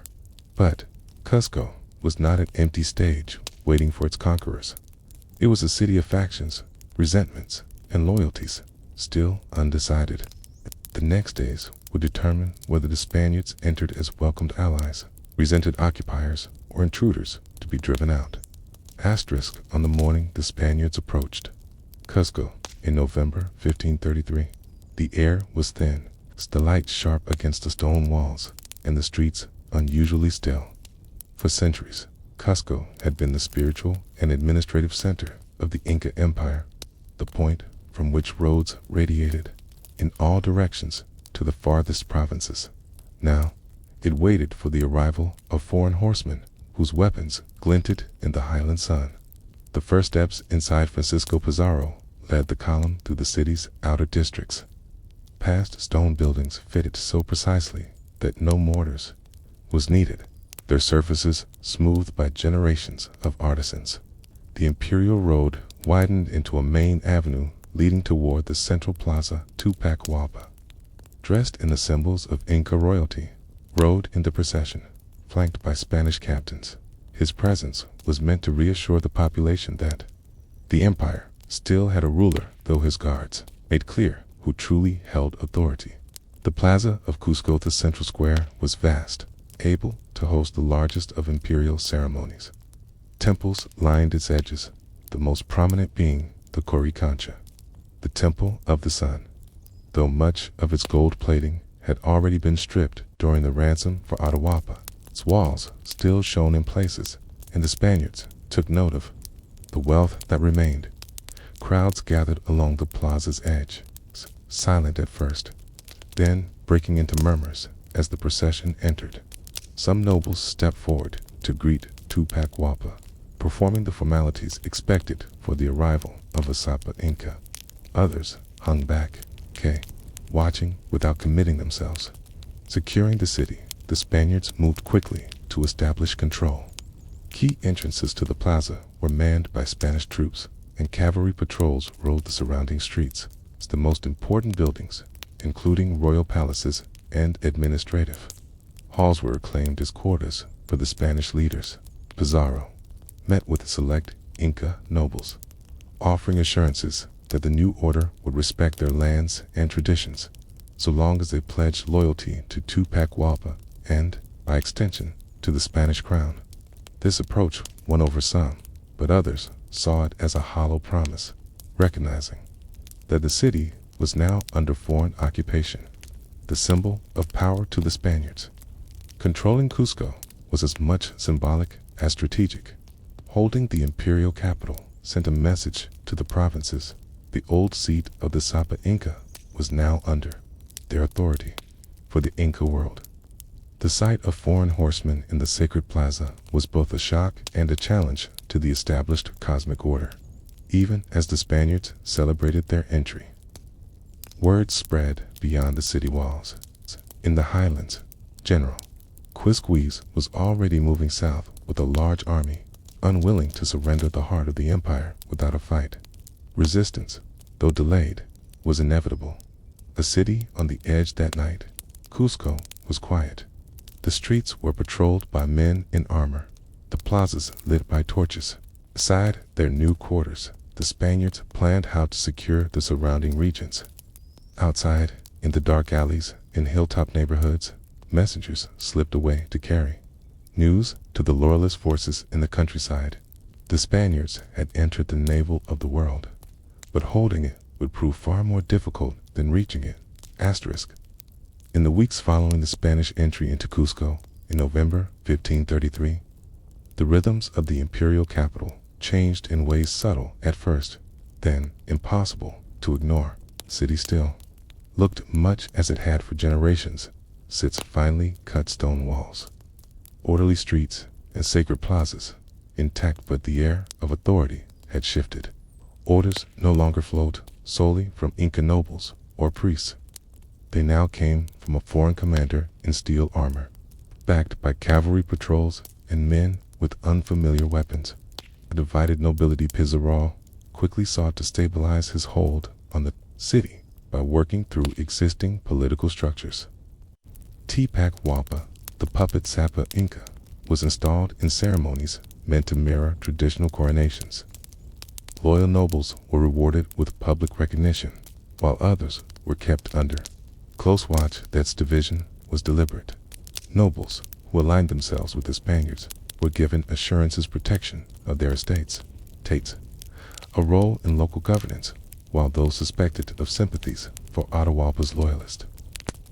Generals found themselves sidelined or quietly detained.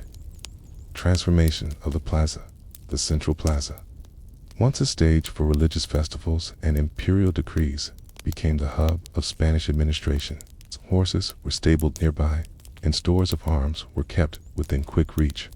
Messengers and envoys arrived daily, some bringing pledges of allegiance, others delivering warnings of unrest in the surrounding provinces. Temples and palaces near the plaza were converted into Spanish quarters. The Coricancha, the temple of the sun, was stripped further of its remaining precious metal, its golden adornments removed and sent into Spanish possession. Life for the common people, for the ordinary inhabitants of Cuzco. Life continued in a mixture of continuity and disruption. The market still operated, selling maize, potatoes, quinoa, and textiles. Artisans still worked at their looms and forges, but the presence of mounted patrols, the sound of foreign voices in the streets, and the occasional clash between Spaniards and locals marked an unspoken tension. Some adapted quickly, learning bits of Spanish to trade or negotiate with the newcomers. Others withdrew, avoiding the plaza and keeping their distance from the centers of authority. Trouble on the horizon even as the Spaniards settled in. They were aware that their hold was precarious. Reports reached Cuzco of General Quizquiz advancing south from the highlands with a large force, determined to challenge the occupation. In the north, Rumanahuay was fortifying Quito against Spanish incursions. Inside the city, its loyalist sympathizers maintained secret contact with these generals, passing information on Spanish movements and numbers. The Spaniards knew they could not remain on the defensive for long. They would have to move against these threats before they were surrounded. An uneasy comfort now. Cuzco remained quiet. The Spaniards rode through its streets with a show of confidence, and the puppet ruler received visitors in carefully staged audiences. But in the hills beyond the city, the first signs of resistance were already forming. Signals passed by fire at night, messengers moving along mountain trails, and warriors gathering in the valleys. The capture of Cuzco had given the Spaniards the heart of the empire. The question was whether they could keep it beating under their control. Asterisk.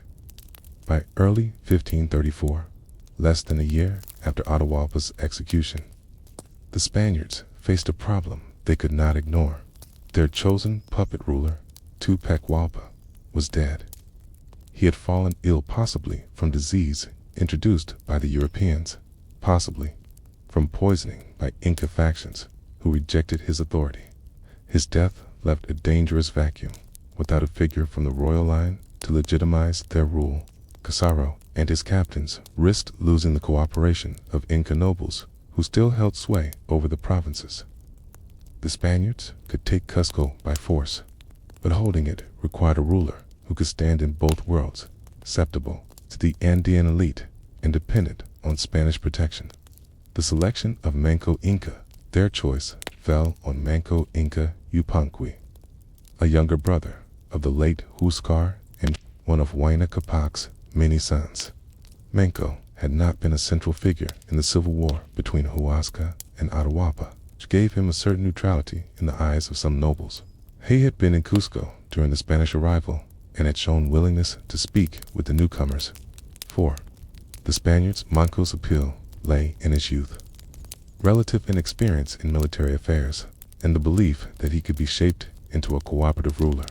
For Manco, the appointment was an opportunity to restore at least part of his family's authority and, perhaps, in time, to act in the empire's own interests. The coronation, the ceremony installing Manco as Sapa Inca, was a blend of tradition and foreign display. In the great plaza of Cuzco, nobles gathered in their finest woven garments, carrying ceremonial staffs. Spanish cavalry stood at the edges of the square, their presence a reminder of the new order. Manco received the crimson fringe of Inca royalty, the mascapacha, from Pizarro himself. The symbolism was deliberate. The Spaniards claimed the right to confirm the ruler of the Andes, consolidating rule under Spanish oversight in the early months of his reign. Manco was given freedom to handle ceremonial duties, oversee some internal affairs, and maintain contact with provincial leaders. But all major decisions, especially those involving military forces, were filtered through the Spanish commanders in Cuzco to the Spaniards. He was the perfect intermediary, able to speak to the Inca elite in their own traditions, but reliant on foreign support to hold his throne. Early signs of frustration did not take long for Manco to realize the limits of his position. Spanish troops occupied key points in the city. The wealth of the temples and storehouses continued to be seized and sent toward the coast. Even decisions about religious festivals and public works required Spanish approval. Messages from the countryside told a different story of resentment in the provinces, loyalist generals still fighting, and of a growing belief that the empire could be restored if the Spaniards were expelled. The dual role of puppet and leader, for now, Manco played his part, appearing as a loyal ally to the Spaniards, while quietly measuring his own strength. In public, he attended feasts with Pizarro and rode through the streets of Cuzco with Spanish escorts. In private, he maintained discreet contact with nobles who still dreamed of an independent Inca state. The Spaniards believed they had found a ruler they could control. Manco was beginning to wonder whether he had found the means to turn their own plan against them. Asterisk. At first, Manco Inca played the role expected of him. He attended Spanish councils, endorsed their orders to provincial governors, i.e., and even accompanied their expeditions beyond Cuzco. Outwardly, he was the cooperative ruler. They wanted the symbol of continuity for the Inca nobility and a useful instrument for the conquerors. But beneath the surface, Manco was learning. Observing the Spaniards, the young ruler watched how Pizarro and his men operated.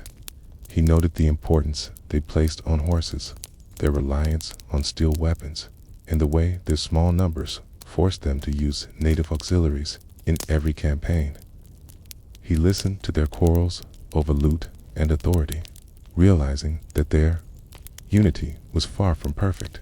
He also understood the limits of their reach. Spanish control radiated out from a few fortified cities and key road junctions. Large parts of the empire mountain valleys, highland fortresses, and remote provinces remained outside their immediate grasp. Early cooperation in the field in 1535. Manco even rode with the Spaniards on a campaign against Quisquis, Atahualpa loyalist general still fighting in the highlands. This was both a show of loyalty and a way for Manco to gauge Spanish military methods. He saw their strength shock cavalry, firearms, and discipline, but also their dependence on Inca roads, food supplies, and local guides. Quisquis was eventually killed by his own men after a long retreat, removing one major threat to Spanish occupation. But in Manco's mind, his campaign proved that Spanish victories were far from inevitable. They required cooperation from Andean allies, which could be withdrawn. Seeds of resentment life in Cuzco under Spanish oversight was becoming intolerable. For the Sapa Inca, Spanish captains often acted without consulting him, requisitioning laborers and resources for their own use. Some mistreated Inca nobles and women, violating the norms of respect that had bound the empire together. The most humiliating moments came when Manco's authority was openly challenged. Spanish soldiers entered sacred spaces without permission, seized valuables from temples, and mocked Inca rituals to the ruler of the Andes. These were not just insults, they were evidence that the Spaniards did not see him as an equal, or even as a true king. The quiet network while maintaining his public role, Manco began to cultivate contacts in the provinces. Messengers traveled to former Inca generals, provincial governors, and clan leaders, sounding them out about the possibility of coordinated action. The message was careful, never explicit in writing. The Sapa Inca might one day call upon his people to restore the empire. Those who wished to be ready should keep their warriors trained and their storehouses full. The spark approaches by 1536. Manco had allies in key regions and a plan taking shape. His position as the Spaniards' chosen ruler gave him freedom to move, to speak with leaders beyond Cusco, and to travel under the pretense of official business. What he needed now was the right moment. When Spanish numbers were stretched thin, when their forces were far from the capital, and when a sudden blow could bring the people of the Andes together. The Spaniards believed they had tamed the empire by placing its crown on a compliant head. Manco was preparing to show them how dangerous a crown could be when the man wearing it no longer played by their rules. By early 1536. The tension in Cusco had reached its breaking point. Manco Inca had played the Spaniards' game for nearly 2 years, but each month under their control had deepened his resentment and strengthened his resolve. The moment to act had finally come. The final insult Spanish authority in Cusco was now divided among several captains: Francisco Pizarro's brothers Hernando and Juan, and other lieutenants. Some treated Manco with a measure of formality. Others did not. One captain, Hernando Pizarro, reportedly had Manco placed under guard after suspecting him of plotting rebellion. The Sapa Inca was confined for weeks, an act that stripped him of the freedom and dignity he had once enjoyed, even under occupation. Although he was later released, the message was clear. His position existed only at the whim of the Spaniards. The pretext to leave Manco: requested permission to perform religious ceremonies at a shrine outside the city, claiming the rituals were essential for the agricultural season. The Spaniards, perhaps eager to maintain the appearance of normal relations, agreed, though they assigned a small escort to accompany him. Once beyond the walls of Cusco, Manco slipped away from his guards and disappeared into the highlands. He traveled along hidden trails, guided by loyal messengers, till he reached safe territory beyond Spanish control. Rallying the Andes from his refuge, Manco sent word across the former empire. Messengers carried quipus and verbal commands to generals, provincial lords, and clan leaders. The time for waiting was over. The Sapa Inca was calling his people to war. The response was extraordinary. Within weeks, tens of thousands of warriors began converging on the Cuzco Valley. Many had fought in the Civil War or served under Atahualpa and still retained their weapons and training. The Spaniards, outnumbered, fortified themselves in the city, unsure how quickly the storm would break. The siege of 1536 in May. Manco's forces closed in on Cuzco. Estimates vary, but Spanish chroniclers speak of tens of thousands of Inca warriors surrounding the city, cutting off roads, flute, and attacking outlying positions.